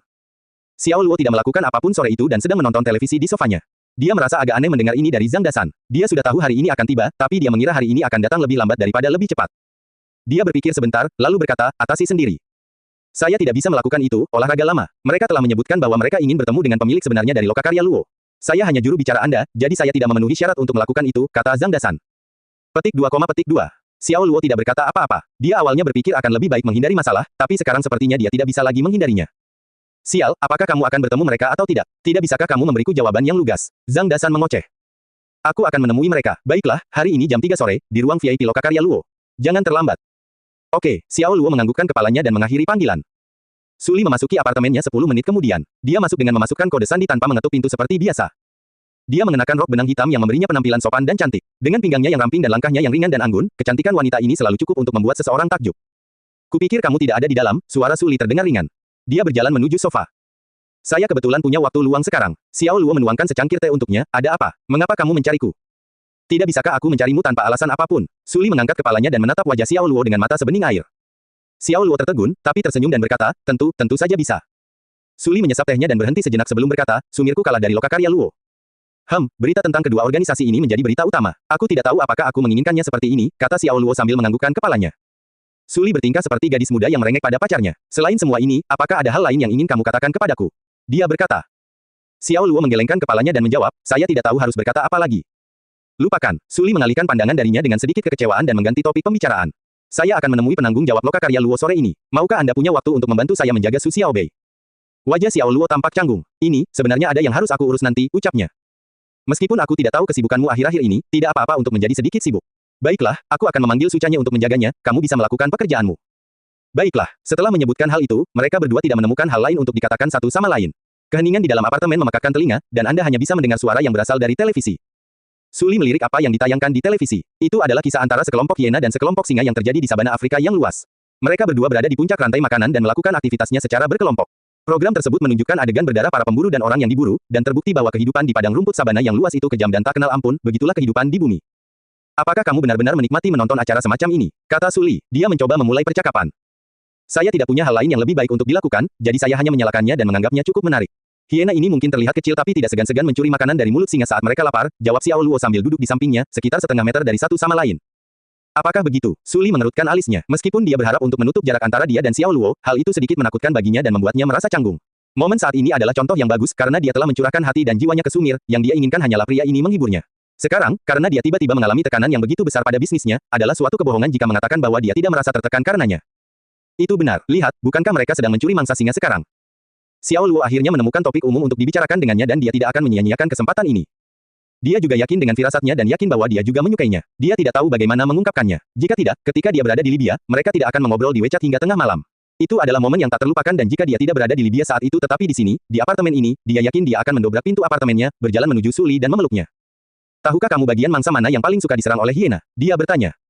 Suli menggelengkan kepalanya, menunjukkan bahwa dia tidak tahu. Bagian mana? Dia berkata. Bukaan ekspresi, juga dikenal sebagai anus, kata Xiao Luo tanpa basa-basi. Hah, begitu Suli mendengarnya, wajah cantiknya memerah dan matanya terbuka lebar. Dia menoleh untuk melihat pria ini, dan berpikir, kata seperti itu, bagaimana bisa pria ini mengatakan hal seperti itu sambil tetap memasang wajah datar. Namun dia tetap menjawab, mengapa demikian? Ini semacam strategi. Anda juga dapat mengatakan bahwa ini adalah kesulitan yang disebabkan oleh perawakan mereka, hiena pendek. Mereka tidak dapat menggigit leher mangsanya, tetapi karena perut dan bagian belakangnya jauh lebih lembut dibandingkan bagian lainnya, sehingga mereka dapat dengan mudah menggigitnya. Selama mereka bisa menggigit ususnya, tidak peduli seberapa jauh mangsanya berlari, ususnya akan tetap berada di mulut hiena. Semakin banyak mangsanya berlari dan meronta, ususnya akan semakin tercabut. Pada akhirnya, mereka akan mencapai tujuan mereka membunuh mangsanya. Naluri ini sudah menjadi naluri dan tertanam dalam gen mereka, jelas Xiao Luo. Dia merasa ini adalah naluri dasar binatang, jadi, dia secara alami mengatakan semua yang ingin dia katakan. Tapi rambut Suli berdiri tegak setelah mendengarkan itu. Hanya membayangkan adegan berdarah, dan yang melibatkan bagian tubuh yang memalukan, Suli mendapati dirinya merasa canggung dan tidak nyaman dengan perasaan yang dia alami saat ini. Selain 4 kata, semacam strategi, mengingatkannya pada lokakarya Sumir dan Luo. Tidak peduli bagaimana dia memikirkannya, bengkel Luo seperti hiena, sedangkan Sumirnya adalah mangsanya. Dia segera meminum tehnya agar Xiao Luo berhenti membicarakannya. Baiklah, aku mengerti. Lalu bagaimana dengan singa? Singa memiliki tubuh yang besar. Mereka kuat dan tidak akan menyerang anus seperti hiena. Mereka akan menggigit langsung ke tenggorokan mangsanya. Namun saat melahap mangsanya, beberapa singa juga senang melahap anus mangsanya. PFTT. Setelah mendengar Xiao Luo berbicara tentang anus lagi, Suli tidak bisa menahan diri untuk tidak mengeluarkan teh dari mulutnya. Dia mengertakkan gigi dan menatap Xiao Luo. Apakah kamu melakukan ini dengan sengaja? Dia menangis. Xiao Luo tercengang. Melakukan apa dengan sengaja? Mengucapkan kata vulgar itu berulang kali. Pipi Suli menjadi panas. Lupakan menyebutkan kata itu, mendengarnya saja sudah membuatnya tidak nyaman. Dia akan mengabaikannya jika si brengsek ini hanya menyebutkannya sekali, tapi mengatakannya berulang kali, membuatnya bertanya-tanya apakah kata ini sama sekali tidak vulgar baginya. Selain itu, mereka akhirnya mulai berbicara sedikit, tapi selalu diakhiri dengan kata itu, yang membuatnya merasa seperti akan segera menjadi gila. Anus itu kata akademis, kok kata vulgar. Aku bahkan tidak bilang kamu tahu kata apa yang aku maksud, kan? Xiao Luo menjelaskan. Asteris apa? Kulit si brengsek ini terbuat dari bahan apa? Apakah lebih tebal dari tembok kota? Suli menjadi gila. Dia tahu bahwa kata yang disebutkan Xiao Luo diakhiri dengan lubang, dan wajah cantiknya memerah. Tidak tahu malu, kamu sangat kotor. Dia melontarkan kata-kata itu pada Xiao Luo, berdiri, dan pergi. Dia merasa dia akan segera menjadi gila jika dia tinggal di sini lebih lama lagi. Xiao Luo tidak berkata apa-apa. Dia hanya berbicara tentang hal-hal yang dia tahu, bagaimana itu tidak tahu malu dan kotor. Apa salahnya menyebut kata anus? Bukankah wajar jika seorang ahli membicarakan anus kepada ratusan siswanya di depan sebuah video pendidikan? Disebut tidak tahu malu dan kotor sungguh konyol. Cabang Luo Workshop di Xiaihai berada di distrik Jinhua baru. Itu adalah area yang dipenuhi perusahaan manufaktur. Luo Workshop telah menggabungkan pabrik kue dan rotinya dan memiliki 4 pintu masuk utama yang besar, masing-masing menghadap ke salah satu arah mata angin. Lanskapnya lumayan, dan karena mereka baru bisa menetap awal tahun ini, tanaman dan pepohonan di dalam kompleks tersebut belum matang karena diangkut dari tempat lain. Namun jelas bahwa perkembangan kawasan ini akan berkembang lebih pesat dalam beberapa tahun. Lihat ke sana, itu mobil Dewi Suli nasional kita. Seseorang berseru. Bagaimana kamu bisa hanya melihat mobil Suli? Mobil Shen Qingyan dari Huayao Group dan Kai Renhe dari Renhe Medicines juga berada tepat di belakangnya, kata orang lain. 3 raksasa Xiaihai berkumpul untuk mengunjungi bengkel Luo. Lokakarya Luo ini sungguh kuat, kata yang lain. Tidak ada seorang pun yang tidak setuju dengan hal itu. Bisnis dan aset Luo Workshop mungkin tidak sebanding dengan 3 lainnya, namun dengan menahan tekanan yang datang dari mereka, Luo Workshop dapat membangun pijakan yang kuat di Xiaihai. Bos Lokakarya Luo terlalu misterius. Klinik Jin juga didirikan olehnya. Saya mendengar bahwa Tuan Zhang Dasan hanyalah penanggung jawab Lokakarya Luo, tetapi bos sebenarnya belum menunjukkan dirinya. Itu benar. Semua karyawan Lokakarya Luo telah menandatangani perjanjian kerahasiaan untuk merahasiakan identitas bos. Selain itu, hanya mereka yang berada di tingkat kepala departemen yang dapat bertemu dengan bos Lokakarya Luo yang sebenarnya. Sekelompok wartawan berkumpul di depan Lokakarya Luo setelah menerima informasi. Saat ini, setiap berita di Lokakarya Luo menarik perhatian publik, sehingga para reporter memenuhi permintaan publik. Begitu Suli dan yang lainnya tiba, para reporter tahu bahwa ini akan menjadi berita besar lainnya, dan suara kamera mereka terus berbunyi klik dengan suara khas jendela yang terbuka dan tertutup saat mereka mengambil foto. Ketiga mobil itu diarahkan masuk oleh staf Lokakarya Luo dan meluncur ke halaman kantor. Setelah Suli, Shen Qingyan, dan Kai Renhe keluar dari mobil mereka, Zhang Dasan, yang mengenakan setelan formal dengan rambut hitam berkilau disisir rapi, menyambut mereka dengan senyuman. CEO Su, CEO Shen, CEO Kai. Atas nama Lokakarya Luo, izinkan saya menyambut Anda, katanya sambil membungkuk dengan anggun. Zhang Dasan menjabat tangan mereka. Dia adalah manajer yang kompeten dalam hal pekerjaan, dan dia memastikan bahwa dia bertindak dengan hormat dan tidak bersikap berlebihan saat berjabat tangan dengan 2 wanita cantik itu. Meskipun dia tertarik pada Shen Qingyan, dia berperilaku baik dan menjaga jarak profesional. Zhang Dasan, berhentilah membuang-buang waktu. Kami di sini untuk bertemu dengan bos sebenarnya dari Lokakarya Luo, cepat bawa kami kepadanya. Cai Ziying tidak berpura-pura bersikap baik ketika dia berurusan dengan Zhang Dasan. Dia ingin bertemu dengan bos Lokakarya Luo sesegera mungkin. Dia juga telah menyuarakan pikiran Suli, Shen Qingyan, dan Kai Renhe, jadi 3 orang lainnya tidak mencoba menyelanya. Tidak perlu terburu-buru sama sekali. Ini bahkan belum jam 3 sore, izinkan saya memperkenalkan 2 wanita cantik di samping saya ini kepada kalian semua terlebih dahulu, lanjut Zhang Dasan, mengabaikan hinaannya dengan sopan. Zhang Dasan menggerakkan tangannya untuk memperkenalkan gadis di sebelah kirinya yang tampak berusia sekitar 25 atau 26 tahun. Ini adalah kepala departemen penjualan kami, Nona Li Zimeng. Dia bertanggung jawab atas segala sesuatu yang berhubungan dengan toko di Luo Workshop. Sudah jelas bahwa dia cakap, luar biasa, pekerja keras, dan cantik. Kembali ke Jiang Cheng, karena Nona Li, bengkel Luo mampu mengatasi segala macam kesulitan, katanya sambil berseri-seri dengan bangga. CEO Su, CEO Shen, CEO Kai, senang bertemu dengan Anda. Li Zimeng mengangkat tangannya dan menjabat tangan mereka sambil tersenyum. Mata Kai Renhe tertuju pada Li Zimeng sejak dia melihatnya. Bukannya dia belum pernah melihat gadis cantik sebelumnya, tapi ini pertama kalinya dia bertemu wanita menawan seperti Li Zimeng. Pesonanya terpancar dari dalam, membuatnya terlihat tenang sekaligus percaya diri. Pria manapun pasti ingin menaklukkan wanita seperti dia. Suli dan Shen Qingyan juga diam-diam memberi Li Zimeng kesempatan sekali lagi. Itu adalah sesuatu yang secara tidak sadar dilakukan setiap wanita ketika mereka melihat calon pesaing. Tinggi dan ramping, dengan penampilan yang jahat dan mengenakan pakaian bisnis, Li Zimeng setara dengan mereka berdua. Orang di sini adalah kepala departemen lead bank kami, Mes Luo Qi. Sebagian besar kue dan roti unik dan baru dari Lokakarya Luo semuanya tercipta berkat otaknya yang jenius, kata Zhang Dasan. Senang berkenalan dengan Anda. Luo Qi menyapa mereka dengan suaranya yang lembut. Dia memiliki mata besar dan mulut kecil di wajahnya yang tampak indah, dan dia memancarkan aura yang lucu dan hidup. Luo Qi memandang Suli dengan tulisan pemujaan di seluruh wajahnya dan berkata, Dewi Su, aku penggemarmu. Saya pergi ke konser Jiang Cheng Anda tahun lalu. Saya juga menikmati mendengarkan lagu-lagu Anda dan menonton drama yang Anda perankan. Setelah Anda selesai bertemu bos kami, bisakah Anda berfoto dengan saya dan memberi saya tanda tangan Anda? Luo Qi tampak kewalahan dan terengah-engah. Tentu, tidak ada masalah sama sekali, kata Su Li sambil menganggukkan kepalanya sambil tersenyum. Itu hebat, terima kasih, Dewi Su, jawab penggemar yang bersemangat itu. Luo Qi sangat senang karena dia melompat-lompat, menyeringai lebar, dan matanya berbentuk bulan sabit. Sekarang kita sedang membicarakan pekerjaan, apa sebenarnya maksud dari semua ini? Zhang Dasan berkata dengan wajah datar, tetapi detik berikutnya, dia mulai terkekeh dan menoleh ke Su Li. Jika Dewi Su tidak keberatan, izinkan saya mendapatkan tanda tangan Anda juga. Aku memberikan yang kamu berikan padaku tahun lalu kepada ibuku. Kali ini aku harus menyimpannya sendiri, hehe, ucapnya. Semua orang terdiam, ruang pertemuan VIP di Luo Workshop sederhana namun elegan.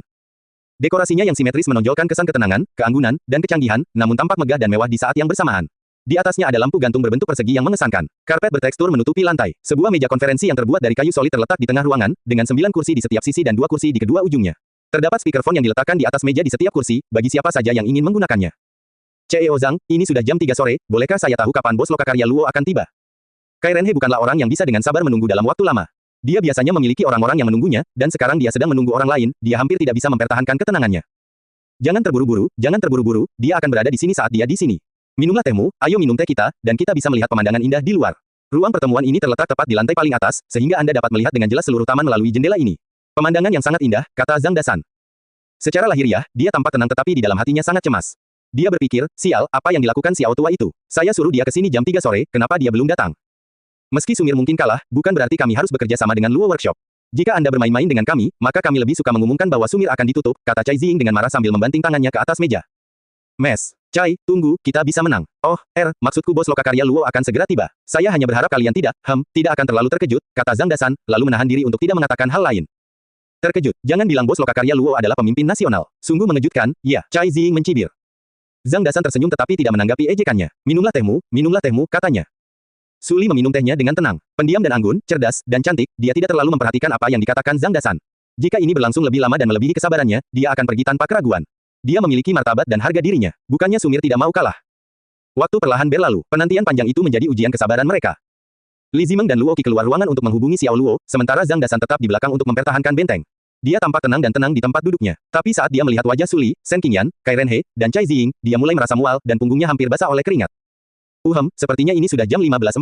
Zhang Dasan melihat waktu itu dengan senyum canggung di wajahnya. Dia melambaikan tangannya untuk memberi isyarat kepada staf agar menuangkan teh untuk Su Li dan tamu lainnya. Dia melakukan yang terbaik untuk menjaga ketenangannya. Tolong, ayo minum teh kami. Teh ini memiliki kualitas yang sangat baik. Itu menyehatkan dan dapat membantu Anda menurunkan berat badan, dan bahkan mungkin bisa menghabiskan waktu, katanya sambil berjalan sambil terbata-bata. Benar, CEO Shen, jenis teh apa yang Anda suka? Menurut saya pribadi, Danau Barat Longjing ini cukup bagus. Wanginya tahan lama dan semanis anggrek. Menyegarkan, meninggalkan rasa enak di mulut, dan membuat Anda menginginkan lebih. Shen Qingyan menanggapinya dengan senyuman dingin. Mereka sudah terlambat 40 menit dari jadwal. Dia tidak perlu menunggu selama ini ketika pergi ke luar negeri untuk bertemu presiden mereka, membuatnya sangat marah. Cai Ziying tidak begitu baik dan tidak menahan diri. Saya akan duduk di sini dan melihat berapa lama Anda bisa terus melakukan ini. Dia berkata. Kai Renhe menanggapinya dengan wajah tegas dan muram. CEO Zhang, waktu kita sangat berharga, seperti yang Anda tahu. Anda telah menyia-nyiakan begitu banyak hal, dan Anda harus memberi kami penjelasan yang masuk akal. Penjelasan apa yang Anda ingin saya berikan? Bagaimana kamu bisa menyalahkanku dalam hal ini? Zhang Dasan berpikir dengan tenang pada dirinya sendiri dan mengutuk Xiao Luo. Dia telah memberitahu Xiao Luo bahwa rapatnya jam 3 sore, tetapi sekarang sudah jam 15.40 dan dia tidak terlihat di manapun. Dia jelas sedang main-main. Orang-orang yang duduk di sini bukanlah orang biasa melainkan tokoh terkenal di Xiahai. Tidak peduli seberapa tebal kulitnya, dia tidak bisa menahannya lebih lama lagi sendirian. Dia memaksakan dirinya untuk tetap tenang dan berkata, penjelasannya, ya, menurutku mungkin ada satu kemungkinan alasannya. Bos kami bisa saja tiba sebelum jam 3 sore. Namun dalam perjalanannya ke sini, dia bertemu dengan sekelompok perampok yang mencoba merampok bank. Dia tidak bisa hanya berdiam diri dan tidak berbuat apa-apa, itulah sebabnya dia menundanya. Ketika dia mengatakan itu, Su Li dan yang lainnya menatapnya seolah-olah mereka sedang melihat alien. Kai Renhe tertawa mengejek, dan dia tidak senang. Saya telah mendengarkan segala macam alasan untuk terlambat, tapi yang ini lebih tepat. Apakah Anda menganggap kami semua di sini sebagai orang bodoh? Dia berkata. Shen Qingyan tidak tahan lagi. Dia berdiri setelah membanting tangannya ke atas meja dan menatap Zhang dengan marah. Zhang Dasan, apa yang sedang kamu lakukan? Anda sebaiknya percaya bahwa saya mungkin akan menghancurkan lokakarya Luo Anda sekarang juga. Dia berteriak. Apa sih, kenapa dia begitu pemarah? Zhang Dasan sangat terkejut. Kemarahan Shen Yanyan telah mengguncangnya. Cai Ziying langsung berlari ke atas dan berkata, kamu, dengan nama keluarga Zhang, aku akan memberimu waktu 5 menit lagi. Jika bos bengkel Luo tidak muncul saat itu, lupakan bekerja sama dengan kami. Dia berkata. Zhang Dasan mengangkat tangannya, mencoba menenangkan semua orang. Tenang, lihat Dewi Su. Dia belum mengatakan apapun sejak dia masuk. Ini pengendalian diri, ini karisma, ujarnya. Tepat pada saat itu, Su Li berdiri, dan dengan ekspresi dingin dan berkata, ayo pergi. Setelah mengatakan itu, dia berbalik dan menuju pintu keluar ruang pertemuan. Apakah wajahnya dilempar telur secepat itu? Zhang Dasan merasa terhina, dan dia tidak tahu harus berkata apa untuk membuatnya tetap tinggal. Dia gugup seperti semut di panci panas. Tiba-tiba pintu ruang pertemuan terbuka. Li Zimeng, tampak tampan dalam setelan formalnya, masuk dan berkata, CEO Xiao ada di sini. CEO Xiao, siapakah CEO Xiao? Bos lokakarya Luo. Su Li dan yang lainnya kaget. Detik berikutnya, seorang pria yang mengenakan setelan kasual masuk. Dia memiliki fitur wajah yang tajam seolah-olah wajahnya telah dipahat, dengan rambut yang gelap dan berkilau, alis berbentuk pisau, dan sepasang mata yang tajam. Maaf, terjadi sesuatu dalam perjalananku ke sini. Maaf telah membuat kalian semua menunggu, kata pria itu. Sambil menjelaskan kenapa dia terlambat, pria itu berjalan dengan percaya diri ke dalam ruang rapat menuju kursi utama di ujung meja konferensi, lalu berbalik menghadap semua orang. Seluruh tubuhnya memancarkan aura superioritas. Setiap tindakan yang diambilnya membuatnya tampak karismatik. Xiao Luo, Su Li, Shen Qingyan, dan Cai Ziying tertegun hingga terdiam. Mereka menatapnya dengan mata terbuka lebar. Mengapa Xiao Luo ada di sini? Dan mengapa dia mengambil tempat duduk di ujung meja? Banyak pertanyaan muncul di benak mereka. Waktu seolah berhenti pada saat itu. Segala sesuatu di sekitar mereka menjadi tidak penting, dan mata mereka semua terfokus pada pria yang familiar namun asing ini. Sepupu, kamu akhirnya sampai di sini. Kalau nanti aku akan bunuh diri, sebuah suara memotong ruangan yang sunyi itu. Zhang Dasan, yang pingsan, buru-buru memperkenalkan diri. Dewi Su, CEO Shen, CEO Kai, ini adalah bos lokakarya Luo. Nama belakangnya adalah Xiao, dan nama aslinya hanya Luo. Apa? Begitu dia mengatakan itu, seolah-olah sebuah bom baru saja meledak di kepala Su Li dan semua orang. Apa? Hahe, Xiao Luo adalah bos dari Luo Workshop. Ini tidak mungkin. Cai Ziying bergumam tidak jelas saat kakinya melemah, dan dia langsung duduk kembali di kursinya karena shock. Untungnya, kursi itu berada tepat di bawahnya. Kalau tidak, dia pasti sudah tergeletak di lantai sekarang dan mempermalukan dirinya sendiri. Su Li membeku seolah dia berubah menjadi sepotong kayu. Dia menatap mata Xiao Luo dengan kaget. Kelopak matanya bergetar, dan otaknya seakan kosong. Xiao Luo, kamu adalah bos dari lokakarya Luo. Shen Qinglan bertanya dengan tidak percaya. Dia telah berspekulasi siapa bos lokakarya Luo, setidaknya belasan kali, tetapi tidak pernah terpikir olehnya bahwa itu akan menjadi Xiao Luo. Itu tidak masuk akal. Xiao Luo pernah bekerja di grup Huayao miliknya, dan tidak ada alasan bagi bos lokakarya Luo untuk menurunkan harga dirinya untuk bekerja di perusahaannya. Xiao Luo menganggukkan kepalanya dan menjawab, iya. Sekarang sudah waktunya baginya untuk meletakkan kartu-kartu itu di atas meja, dan dia tidak perlu lagi berusaha menutupinya. Selain itu, lokakarya Luo berada dalam posisi yang sangat baik untuk bernegosiasi dengan mereka sekarang. Ketika dia mendengar jawaban Xiao Luo, mata Shen Qingyan kehilangan kilauannya, dan dia duduk kembali di kursinya seperti robot tak bernyawa. Dibandingkan yang lain, Kai Renhe jauh lebih tenang, meski dia tidak bisa menahan kekesalannya. Karena Anda adalah bos lokakarya Luo, maka Anda berhutang penjelasan yang tepat kepada kami. Mengapa Anda membuat kami menunggu di sini lebih dari 40 menit? Dia bertanya. Aku sudah bilang, sesuatu terjadi dalam perjalananku ke sini, jawab Xiao Luo. Apa yang bisa terjadi hingga hal itu menunda Anda selama 40 menit? Balas Kai Renhe, jelas tidak puas dengan penjelasannya. Jangan bilang itu karena kemacetan lalu lintas, karena lalu lintas di Xiahai tidak terlalu buruk sehingga kemacetan bisa berlangsung selama 40 menit, cibirnya. Xiao Luo menggelengkan kepalanya dan tersenyum. Bukan karena kemacetan lalu lintas. Dalam perjalanan ke sini saya bertemu dengan sekelompok perampok yang hendak merampok bank, jelasnya. Perampok mencoba merampok bank. Apakah mereka harus sinkron? Apakah dia bahkan harus menggunakan alasan lemah yang saya tawarkan sebelumnya untuk memperdaya ketiga bos ini? Apa sebenarnya ini?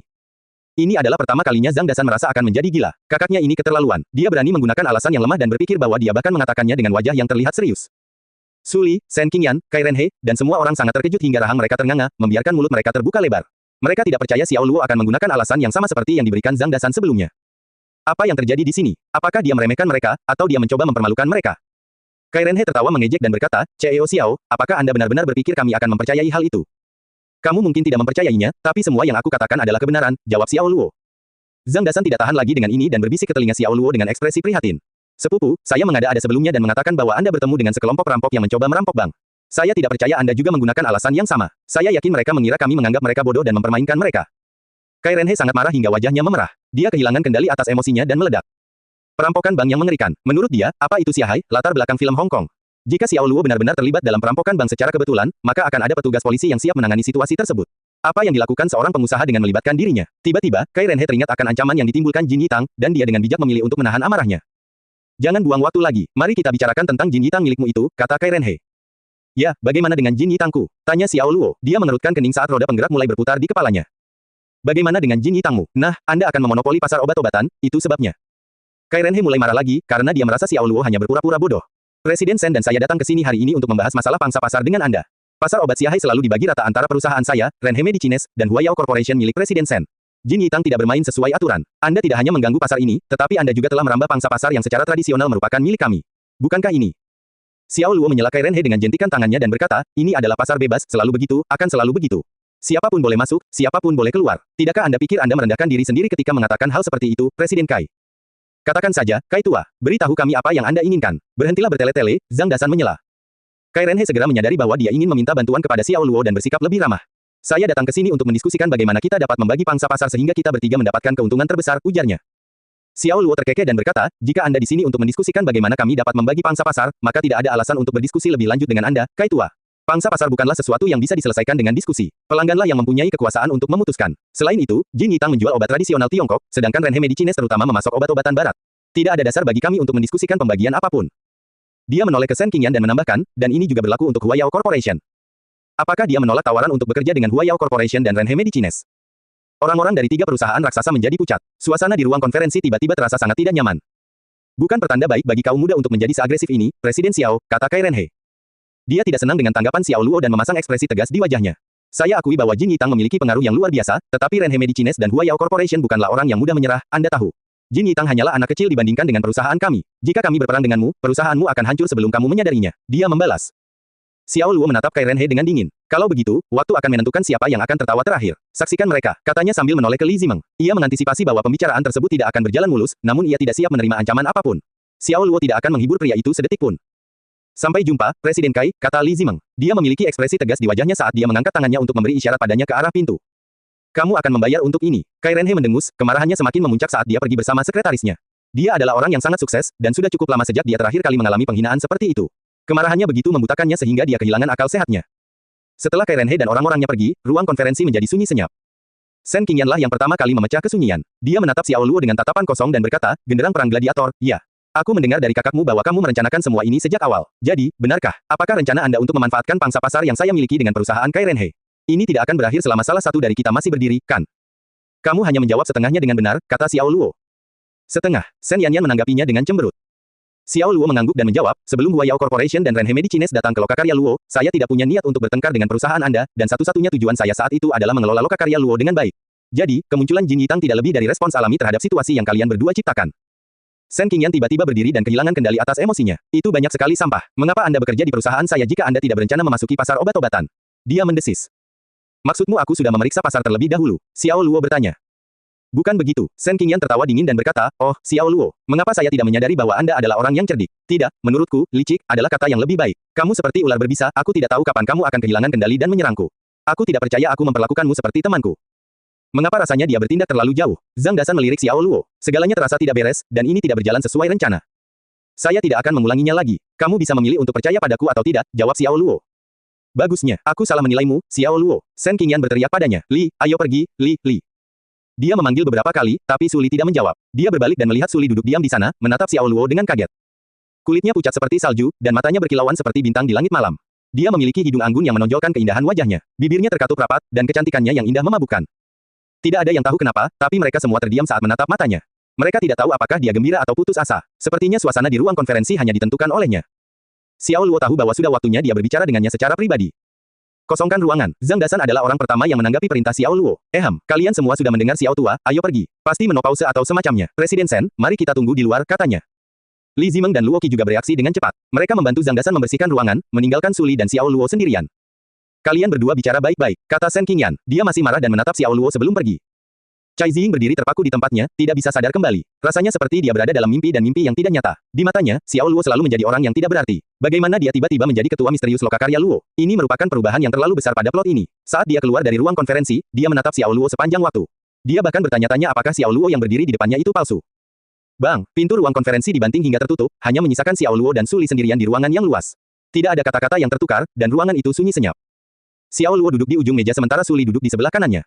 Ada jarak sekitar 3 meter di antara mereka. Setelah beberapa menit hening, Xiao Luo berdiri dan menuangkan segelas air untuknya. Dia meletakkan gelas di depannya, lalu duduk lagi. Mengapa kamu tidak pernah memberitahuku bahwa kamu adalah bos dari Lokakarya Luo? Suli bertanya. Ketika dia akhirnya berbicara, dia melakukannya tanpa ekspresi di wajahnya.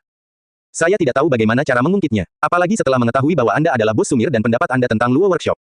Bagaimanapun, saya sangat menyadari perbedaan antara bengkel Luo dan Sumir, dan menurut saya hal itu tidak akan mengganggu Anda ketika Anda mengetahuinya, kata Xiao Luo.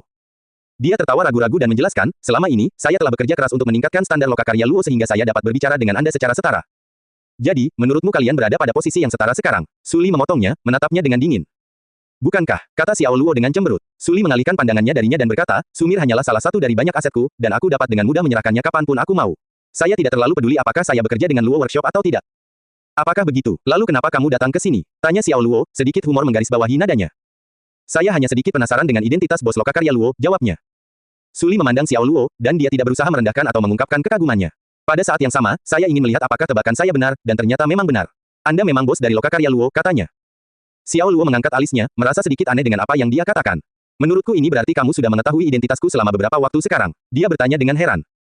Tentu saja, saya ingat pernah bertanya kepada Anda mengapa Zhang Dasan tidak pernah membantu Anda mendapatkan pekerjaan di Lokakarya Luo. Sejak saat itu, saya sudah curiga bahwa Anda mungkin adalah bos dari Lokakarya Luo, jawabnya.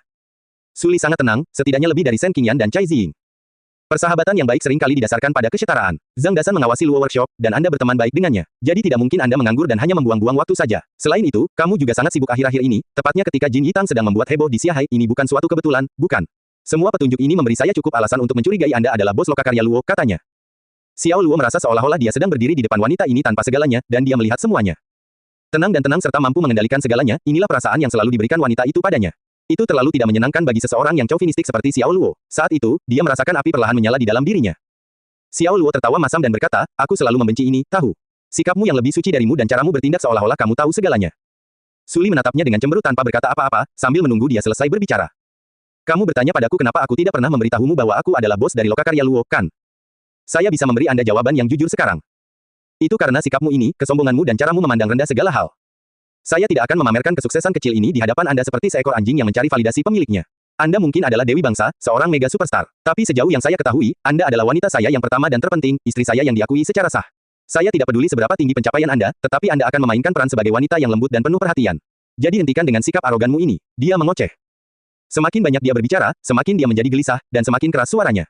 Dan semakin kita menekan kemarahan kita, maka akan semakin dahsyat pula ledakan kemarahan yang akan terjadi. Su Li terkejut. Pria itu telah mengakuinya sebagai istrinya, dan itulah satu-satunya penghiburan yang datang dari seluruh situasi ini. Tapi apa yang dia katakan tentang sikapnya telah menyentuh hati. Dia segera membantah dengan nada dingin. Siapa yang kamu suruh aku ganti, Xiao Luo? Kami menandatangani kontrak ketika kami menikah. Jangan berani-beraninya kamu melupakannya. Yang jelas, ini adalah hubungan kontrak, dan saya bisa membubarkannya kapanpun saya mau, bentaknya.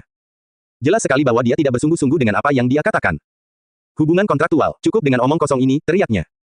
Xiao Luo benar-benar marah kali ini. Dia mengertakkan gigi dan membanting telapak tangannya ke meja ruang konferensi. Terdengar ledakan keras saat hantaman itu membuat serpihan kayu berterbangan ke segala arah, meninggalkan lubang raksasa di bagian meja yang paling dekat dengan Xiao Luo. Su Li sangat terkejut sehingga dia mengangkat tangan untuk menutup mulutnya, menatap Xiao Luo dengan tidak percaya saat dia maju ke arahnya, selangkah demi selangkah. Ada sisi buas pada ekspresinya, dengan kemarahan tertulis di seluruh wajahnya.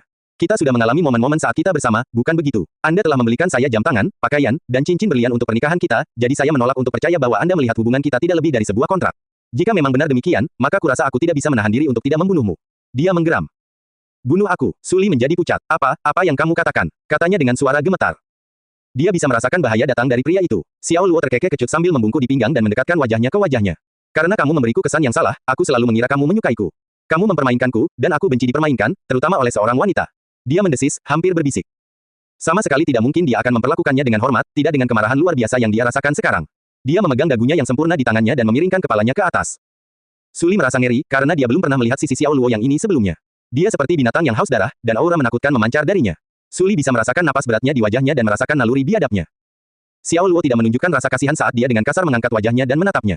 Dengarkan aku, Su Li. Aku menyukaimu, dia berkata. Apakah dia menyukaiku? Tubuh ramping Su Li bergetar saat wajahnya memerah sampai ke telinganya. Xiao Luo melepaskan dagunya dan tertawa getir. Tapi aku tidak suka sikap dingin dan arogan yang kamu miliki. Saya tidak suka kenyataan bahwa Anda tidak pernah mengakui apapun.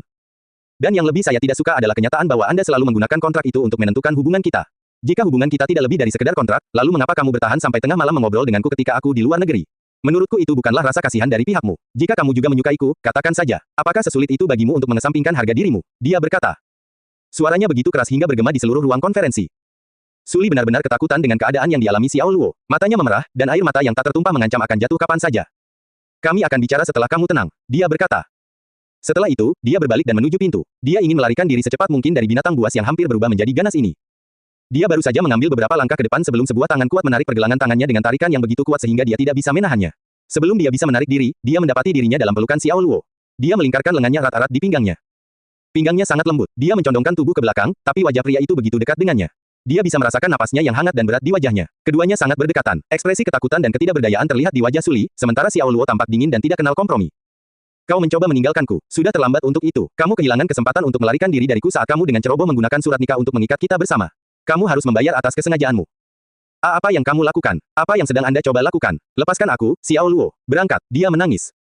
Su Li menjadi sangat cemas hingga dia mulai mengalami hiperventilasi. Getaran yang datang dari pria ini menjadi semakin mengkhawatirkan, dan seolah-olah dia akan ditelan olehnya setiap saat. Melepaskanmu. Kenapa harus saya? Hanya karena kamu seorang mega superstar. Xiao Luo tidak bisa menahan tawa jahatnya. Aku benci membocorkannya padamu, tapi menurutku, kamu hanyalah seorang wanita. Wanita yang sangat cantik dan cantik.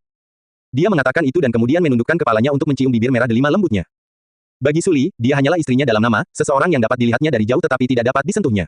Dan dia sudah muak dengan hal itu. Kemarahannya mengaburkan pikirannya, dan dia tidak rasional sebagaimana mestinya. Dia memutuskan untuk melepaskan dirinya kali ini saja, wanita ini harus ditempatkan di tempatnya. Gemetar, tubuh Su Li sedikit gemetar, dan matanya terbuka lebar karena terkejut.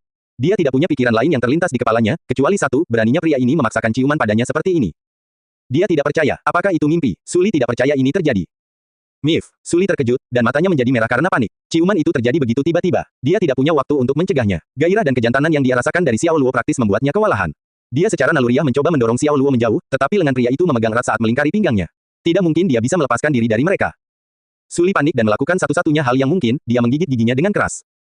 Lidah adalah bagian terlemah dari tubuh manusia. Tidak peduli seberapa jauh kekuatan Xiao Luo melampaui manusia biasa, rasa sakit akibat gigitan itu tidak terbayangkan. Su Li menggigit lidahnya jauh lebih buruk daripada jika dia tidak sengaja menggigit lidahnya saat makan. Dia menjauhkan mulutnya dari mulutnya tetapi tidak melepaskan cengkramannya padanya. Kamu menggigitku, dia berkata, kerutan terbentuk di wajah Xiao Luo. Su Li melihat darah di antara dua baris giginya dan bekas darah di bibirnya. Kemudian dia menyadari bahwa dia telah menggigit lidahnya begitu keras hingga dia berdarah. Gelombang rasa bersalah yang kuat melanda dirinya, dan dia mengalihkan pandangannya. Maafkan aku, bisiknya sambil kesulitan mencari kata-kata. Xiao Luo mengejeknya, jangan khawatir, aku tidak perlu memanggil polisi. Permintaan maafmu sudah cukup. Satu lengannya melingkari pinggangnya erat-erat, dan dengan tangannya yang bebas, dia mengangkat dagunya dengan cara yang provokatif. Ada senyuman jahat di wajahnya. Apa yang bajingan ini katakan? Apakah dia marah? Su Li mulai bernapas lebih cepat. Jantungnya berdebar kencang saat kepanikan mulai terjadi.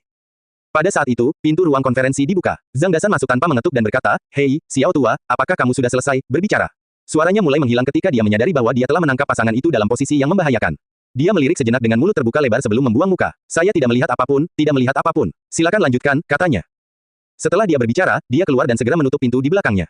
Dia bergerak tergesa-gesa seolah-olah dia sedang melarikan diri dari sesuatu dan berlari lebih cepat dari kelinci yang ketakutan. Shen Qingyan, Cai Ziying, dan kelompok lainnya yang menunggu di luar ruangan segera bergegas menghampirinya ketika mereka melihatnya kehabisan tenaga. Bagaimana pembicaraannya? Cai Ziying bertanya. Zhang Dasan terkekeh pelan dan berkata, sepertinya semuanya berjalan baik, sepertinya momen yang krusial. Jadi, jangan ganggu mereka. Ayo, izinkan aku mengajakmu berkeliling taman.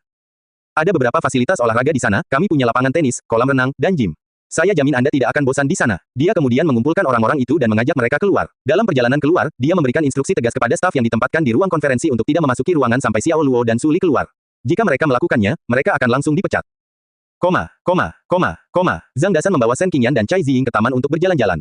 Dia berperilaku seperti seorang karyawan yang mengajak atasannya berkeliling pabrik. Dia menunjuk kemana-mana, jelas-jelas berusaha mengesankan pengunjungnya. Jika Anda melihat ke sana, Anda akan melihat kolam renang terbuka yang kami miliki di taman. Bagaimana dengan itu? Besar sekali, bukan? Ujungnya cukup dalam dan bagus untuk menyelam.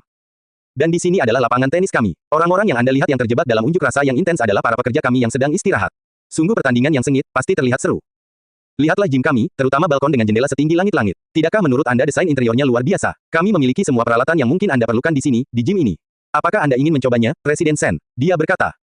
Kemanapun mereka pergi saat melakukan tur keliling pabrik, Zhang Dasan memastikan mereka tetap terlibat seperti pemandu wisata. Namun, Shen Qingyan dan Cai Ziying hampir tidak mendengarkannya. Saya tidak tertarik dengan fasilitas di luar workshop. Saya hanya ingin tahu apakah Jin Yitang akan menjadi ancaman besar bagi Huayao Corporation, jadi tidak ada gunanya Anda melakukan semua ini, kata Shen Qingyan dengan nada yang sangat kasar. Jin Yitang pasti akan terus merambah pasar dan mengambil alih pangsa basis konsumen Huayao Corporation, jadi menurut saya hal itu menimbulkan ancaman besar bagi organisasi Anda. Tapi saya punya cara yang bisa membantu Huayao Corporation memitigasi risikonya, kata Zhang Dasan, berbicara seperti seorang ahli. Ketertarikan Shen Qingyan langsung terguncang, dan dia bertanya, apa itu? Zhang Dasan berdeham secara dramatis dan menjelaskan, seperti yang Anda ketahui, Dewi Su dan Xiao Tua adalah suami istri. Jadi, tidak mengherankan jika Sumir dan Luo Workshop akhirnya bergabung dan membagi pasar kue kering di antara mereka secara setara. Sekarang, coba pikirkan, jika kita berdua memiliki hubungan yang sama, kita bisa menggabungkan Jin Yitang dan Huayao Corporation. Jadi kamu lihat. Cukup, Shen Qingyan melontarkan satu kata itu kembali padanya sebelum dia bisa menyelesaikannya. Hah, Zhang Dasan merasa malu. Yah, aku hanya mengutarakannya saja, jadi tidak perlu gusar, ujarnya. Dia berpikir dalam hati, aku ditakdirkan untuk mati. Dia tidak tertarik padaku, dan rencana ini tidak akan pernah berhasil. Shen Qingyan menolak untuk lebih memperhatikan Zhang Dasan dan pergi. Mengejar seseorang yang jelas-jelas di luar jangkauanmu, betapa tidak tahu malunya kamu. Kata Cai Ziying sambil mengejeknya. Zhang Dasan membalas, dengarkan, menopause. Saya akan memastikan saya mendapatkan Presiden Shen karena apa yang baru saja Anda katakan. Dan ketika itu terjadi, saya yakin suara Anda menamparkan diri sendiri akan menjadi sebuah simfoni. Goblok siapa yang kamu panggil menopause? Cai Ziying sangat marah hingga dia tidak bisa menahan diri, dia menganggap julukan yang diberikan pria itu padanya sangat menghina. Ini dia, tanggapanmu sesuai dengan deskripsinya, dia menyindir. Zhang Dasan mengangkat alisnya dengan ekspresi acuh tak acuh di wajahnya, dan kemudian dia mengejar Shen Qingyan seperti dia yang berselingkuh. Pelan-pelan, Presiden Shen, tunggu saya. Dia memanggilnya. Dasar idiot yang tidak tahu malu. Apakah menurut Anda Nona Shen adalah seseorang yang akan menanggapi kasih sayang Anda? Mengapa kamu tidak melihat baik-baik ke cermin? Cai Ziying mencibir seolah mengutuk pria itu. Di dekatnya, Li Zimeng dan Luo Qi tidak bisa menahan diri untuk tidak menggelengkan kepala saat menyaksikan saling hinaan yang canggung. Mereka tidak asing dengan temperamen dan kepribadian Zhang Dasan, namun mereka tidak memiliki keluhan tentang kemampuannya di tempat kerja. Xiao Luo telah menyerahkan lokakarya Luo kepadanya untuk dikelola, dan dia telah melakukan pekerjaan dengan sangat baik. Dia adalah pemimpin yang luar biasa dan kompeten. Mereka mewaspadai Zhang Dasan karena mereka sadar bahwa dia menjalani gaya hidup yang tidak bermoral. Dia bukan tipe pria yang ingin Anda kencani atau nikahi. Tiba-tiba, telepon Li Zimeng berdering. Dia melihatnya, dan itu adalah panggilan Xiao Luo. Dia segera menerima telepon itu. Presiden Xiao, dia menjawab, ambilkan aku seragam pegawai wanita baru, jenis dan ukuran yang sama dengan yang kamu pakai, permintaan Xiao Luo. Seragam baru, apa yang sedang terjadi? Apakah ini untuk Suli? Xiao Luo dan Suli, apakah mereka? Li Zimeng membiarkan pikirannya mengembara, dan wajahnya memerah ketika dia memikirkan skenario yang mungkin terjadi. Dia merasa itu sulit dipercaya. Dia terkejut karena terkejut tetapi dengan cepat sadar kembali. Dia mengangguk sambil menjawab, ya, saya akan segera mengambilkannya untuk Anda. Terima kasih, kata Xiao Luo dan memutuskan panggilan. Luo Qi melihat Li Zimeng berdiri kaget dengan telepon di tangannya, jadi dia menyelidiki dengan rasa ingin tahu dan bertanya, ada apa, Zimeng? Li Zimeng berkedip dan kembali ke dunia nyata. Sambil tertawa, dia berkata, tidak apa-apa. Dengan permasalahan seperti ini, semakin sedikit orang yang mengetahuinya, semakin baik. Anda membantu Presiden Zhang menanganinya, Luo Qi. Ada sesuatu yang harus saya selesaikan, kata Li Zimeng. Tentu, jangan khawatir, Presiden Zhang dan saya akan mampu mengatasinya. Lakukan apa yang harus kamu lakukan, kata Luo Qi sambil terkikik. Li Zimeng mengangguk mengakui dan pergi dengan cepat. Di ruang konferensi, kelopak mata Suli terasa berat dan dadanya naik turun karena kelelahan. Dia berbaring di pelukan Xiao Luo, merasa sangat puas. Meja ruang konferensi telah diubah menjadi tempat tidur darurat, dan ada aroma cinta yang memabukkan di udara. Tiba-tiba, dia tersadar kembali. Matanya tidak lagi berkaca-kaca dan tidak fokus. Dia melihat sekeliling ruangan sebelum dia menyadarinya, apa yang telah dia lakukan dengan pria ini. Ketika dia mengingat gambaran dia memanggil Xiao Luo sebagai suaminya dan menggunakan kata-kata yang meneteskan madu, bahkan lesung pipitnya pun menjadi merah. Dia mengutuk dirinya sendiri karena mempermalukan leluhurnya dengan cara yang memalukan. Dia tidak percaya dia melakukannya dengan Xiao Luo saat itu juga. Namun terlepas dari itu semua, Suli tidak menganggap ini adalah hal yang buruk. Jika bukan karena ini, dia dan Xiao Luo mungkin tidak akan pernah menjadi lebih dekat. Selain itu, Xiao Luo bukanlah orang asing, dia adalah suaminya. Suli menghibur dirinya sendiri bahwa tidak ada salahnya melakukan ini pada suaminya. Kemudian dia teringat bahwa ini semua terjadi di ruang konferensi VIP di Lokakarya Luo. Dan dia sangat malu sehingga dia ingin mencari lubang untuk bersembunyi. Saya sudah meminta kepala Departemen Li untuk membelikan Anda satu set pakaian bersih. Mungkin akan memakan waktu sekitar 10 menit atau lebih. Sementara itu, kenapa kamu tidak berbohong denganku dan mengulangi pertarungan sengit yang baru saja kita alami, kata Xiao Luo sambil memeluknya. Bagaimanapun, wanita ini sekarang sepenuhnya menjadi miliknya, dan dia tampak menjadi jauh lebih tenang. Bahkan obrolan ringan yang kasar sepertinya lebih mudah keluar dari mulutnya. Suli mencubit pinggangnya dengan kuat dan berkata, kamu sangat tidak tahu malu. Apakah penting jika aku tidak tahu malu? Yang penting aku memilikimu. Selain itu, bengkel Luo cepat atau lambat juga akan memiliki Sumir, kata Xiao Luo, mendorong batas kemampuannya lebih jauh. Luo Workshop tidak bisa menandingi Sumir dalam hal aset. Kamu hanya serakah, seperti ular yang mencoba menelan gajah utuh. Suli berkata dengan gusar. Jika ya, maka saya adalah ular piton yang dapat menelan mangsanya, yang ukurannya berkali-kali lipat lebih besar dari saya. Jadi, tidak ada masalah di sana, kata Xiao Luo, menjadi semakin berani. Kamu sangat tidak tahu malu. Ya, dan bagaimana dengan itu? Sangat tidak tahu malu, kamu terlalu tidak tahu malu. Kritik istriku tercinta bisa aku terima kapan saja, gumamnya. Kata-kata itu jatuh dari dirinya seperti air dari punggung bebek, dan senyuman muncul di wajahnya. Wajah Suli memerah. Pada akhirnya, dia kehilangan keinginan untuk berdebat dan hanya bisa menerima keadaan. Entah itu dia atau Sumir, mereka berada di bawah kekuasaan pria ini. Dia memutuskan untuk membiarkan pria itu mengatakan apa yang diinginkannya. Dan, juga, karena dia akhirnya bisa mencuci tangannya dari hal ini. Dia berbaring di dada Xiao Luo dan tiba-tiba mengangkat kepalanya sedikit dan bertanya, kamu pasti menertawakanku, iya. Menertawakanmu, kenapa aku harus menertawakanmu? Tanya Xiao Luo, tidak dapat memahami alur pemikirannya. Untuk menjadi, Suli tidak sanggup mengucapkan kata itu. Bahkan dia mengira dia telah berperilaku seperti pelacur sebelumnya. Bagaimana pria ini tidak menyadarinya? Dia pasti sengaja diam, dan dia mungkin menertawakannya. Dia tidak mengerti mengapa dia kehilangan kendali atas dirinya sendiri, sambil mengerang. Xiao Luo mencium keningnya dan kemudian menepuk kepalanya untuk menghibur. Jangan terlalu memikirkannya, aku tidak menertawakanmu sama sekali, jawabnya. Suli tertegun, lalu dia menepis tangannya. Dia menegurnya, jangan menepuk kepalaku. Itu adalah tanda kasih sayang. Mengapa kamu begitu muak dengan hal itu? Xiao Luo bertanya. Dia tidak bisa tidak menganggap ini lucu. Suli memelototinya. Apa maksudmu, kasih sayang? Itulah yang Anda lakukan terhadap anjing peliharaan Anda, katanya. Xiao Luo tidak tahu harus tertawa atau menangis. Baiklah, kamu menang, katanya. Saat itu, terdengar ketukan lembut di pintu ruang konferensi. Kepala Departemen Li datang lebih awal. Kita akan melanjutkan ini di rumah, sayang, kata Xiao Luo sambil membelai lengan Suli. Semua pria adalah pembicara yang manis dan fasih ketika mereka bersama wanitanya. Hal ini datang kepada mereka secara naluriah dan bukan sesuatu yang harus mereka pelajari. Suli memutar matanya ke arahnya. Ini bukan pertama kalinya bagi Suli. Tapi itu sudah terlalu lama, dan dia tidak menyangka Xiao Luo akan mengambil tindakan. Setelah dia mengganti seragam yang diberikan Li Zimeng, dia merasa tidak nyaman ketika mencoba berjalan. Melihat penderitaannya, Xiao Luo pergi untuk membantu, tapi Suli mendorongnya menjauh. Dia tidak ingin orang lain selain Li Zimeng mengetahui apa yang terjadi di antara mereka di ruang konferensi itu. Dia mengangkat tangannya untuk menyisir beberapa helai rambut yang rontok. Gesturnya hanyalah gerakan sederhana, namun membuatnya terlihat sangat cantik dan lembut.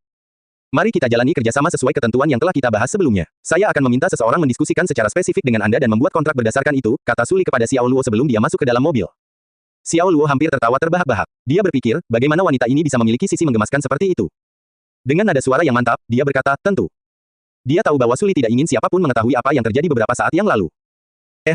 Li Zimeng tiba-tiba tersedak dan mulai terbatuk-batuk hebat. Ketika dia menyadari bahwa Xiao Luo dan Suli sedang menatapnya, dia buru-buru melambaikan tangannya untuk meminta maaf. Maaf, aku. Dia bisa saja menghabiskan beberapa jam berikutnya untuk menjelaskan, tapi tidak ada alasan nyata mengapa dia terbatuk-batuk.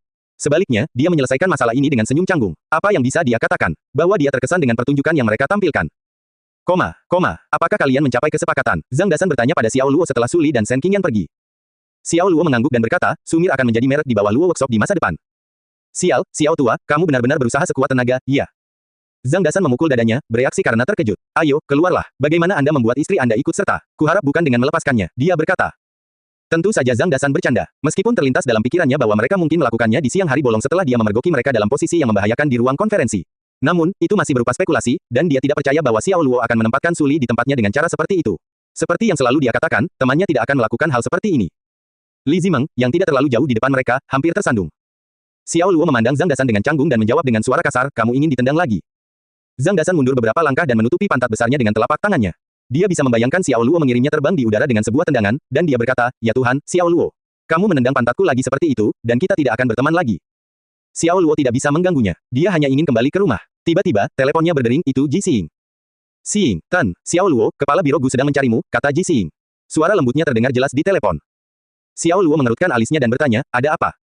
Sepertinya ada misi lain. Xiao Luo harus menunda rencananya untuk menjembatani masalah antara Suli dan dia lagi.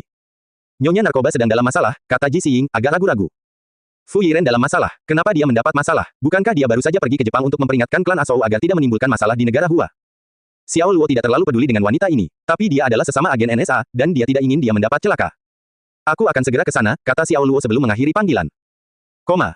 Di dalam mobil, Suli bersandar di kursinya. Matanya terpejam saat dia mencoba untuk beristirahat. Bayangan tentang apa yang terjadi dengan Xiao Luo di ruang konferensi terus muncul di benaknya. Itu membuatnya semakin malu karena dia sudah benar-benar tenang. Apa yang tidak akan dia berikan untuk membalikan waktu dan menghentikan semua itu terjadi? Tapi kemudian dia memikirkannya lagi, bagaimana dia bisa menghentikan Xiao Luo ketika pria itu sudah lepas kendali. Pria kasar yang tidak tahu apapun tentang romansa. Kenapa kamu berubah, Li? Shen Qingyan, yang duduk di sampingnya, mau tidak mau bertanya. Ya, Lili, dari mana kamu mendapatkan pakaian itu? Sepertinya apa yang dikenakan para wanita di lokakarya Luo. Cai Ziying berkomentar, sama penasaran dan bingungnya tentang hal ini. Wajah Suli terbakar. Dia mencari-cari alasan. Saya tidak sengaja menumpahkan teh ke diri saya sendiri ketika saya sedang mendiskusikan bisnis dengan Xiao Luo, jadi dia memberi saya satu set pakaian baru untuk diganti, jelasnya. Jadi itulah yang terjadi. Shen Qingyan mengangguk dan kehilangan minat pada topik ini. Bagaimanapun, betapapun kreatifnya dia tidak akan pernah berpikir sebaliknya. Itu adalah ruang konferensi tempat mereka berada, dan manajemen tingkat atas lokakarya Luo sering mengadakan pertemuan di sana. Xiao Luo dan Suli adalah orang paling konservatif yang dia kenal, jadi tidak mungkin mereka melakukan sesuatu yang bersifat cabul di sana, di antara semua tempat. Shen Qingyan menyelesaikan masalah ini dan memilih untuk mengubah topik pembicaraan. Bagaimana diskusinya? Bagaimana Sumir akan bekerja dengan Luo Workshop secara spesifik? Dia bertanya. Semua operasional Sumir akan diserahkan kepadanya mulai sekarang, jawab Suli. Apa? Shen Qingyan dan Cai Ziying tercengang. Kerja sama macam apa itu? Itu adalah pengambil alihan Sumir secara terang-terangan. Cai Ziying tidak mengerti mengapa Suli menyetujui persyaratan tersebut. Lili, kamu. Dia suami saya. Karena dia memiliki ambisi dan rencana untuk Sumir, saya harus melakukan yang terbaik untuk mendukungnya. Suli melihat ke kejauhan saat dia menjawab, dan kata-katanya mencegah Cai Ziying untuk berbicara lebih jauh. Saya sudah muak dengan semua perselisihan dan perjuangan di industri hiburan, dan saya akan pensiun setelah dia mencapai tujuannya. Saya akan tetap di sisinya dan menjadi istri yang baik, membesarkan anak-anaknya untuknya, tambahnya. Cai Ziying terkejut. Shen Qingyan tidak percaya dengan kata-kata yang keluar dari mulut sahabatnya. Ya Tuhan, apa yang ku dengar di sini? Apakah kamu benar-benar mengatakan itu, Li? Kenapa kamu tiba-tiba merasa berubah? Suli memandangnya sambil tersenyum. Mungkin wanita sedikit berubah saat bertemu pria yang dicintainya. Dia secara terbuka mengakui perasaannya, tidak lagi menyembunyikan perasaannya. Baik-baik saja maka, saya ingin berbicara dengan Anda tentang bagaimana kita harus menangani bajingan itu. Tapi sepertinya aku hanya punya lelaki tua itu, Kai Renhe, di sisiku sekarang. Jin Yitang merupakan ancaman yang terlalu besar bagi saya. Ini seperti pisau yang tergantung tepat di atas kepala saya, siap dijatuhkan dan merenggut nyawa saya kapan saja, kata Shen Qingyan. Keunggulan Jin Yitang jelas, dan satu-satunya jalan yang dapat diambil Huayao Corporation adalah mengembangkan dan merintis pasar baru. Jika tidak, akan tiba suatu hari di mana ia akan kalah dari Jin Yitang, kata Suli, dan dalam penilaiannya, dia menunjukkan masalahnya dengan akurat. Shen Qingyan melirik Suli dan menjawab, saya tahu banyak. Jin Yitang dapat mengobati lebih banyak penyakit dibandingkan pengobatan barat. Selain itu, mereka menghabiskan lebih sedikit uang dibandingkan kita untuk mengobati penyakit yang sama.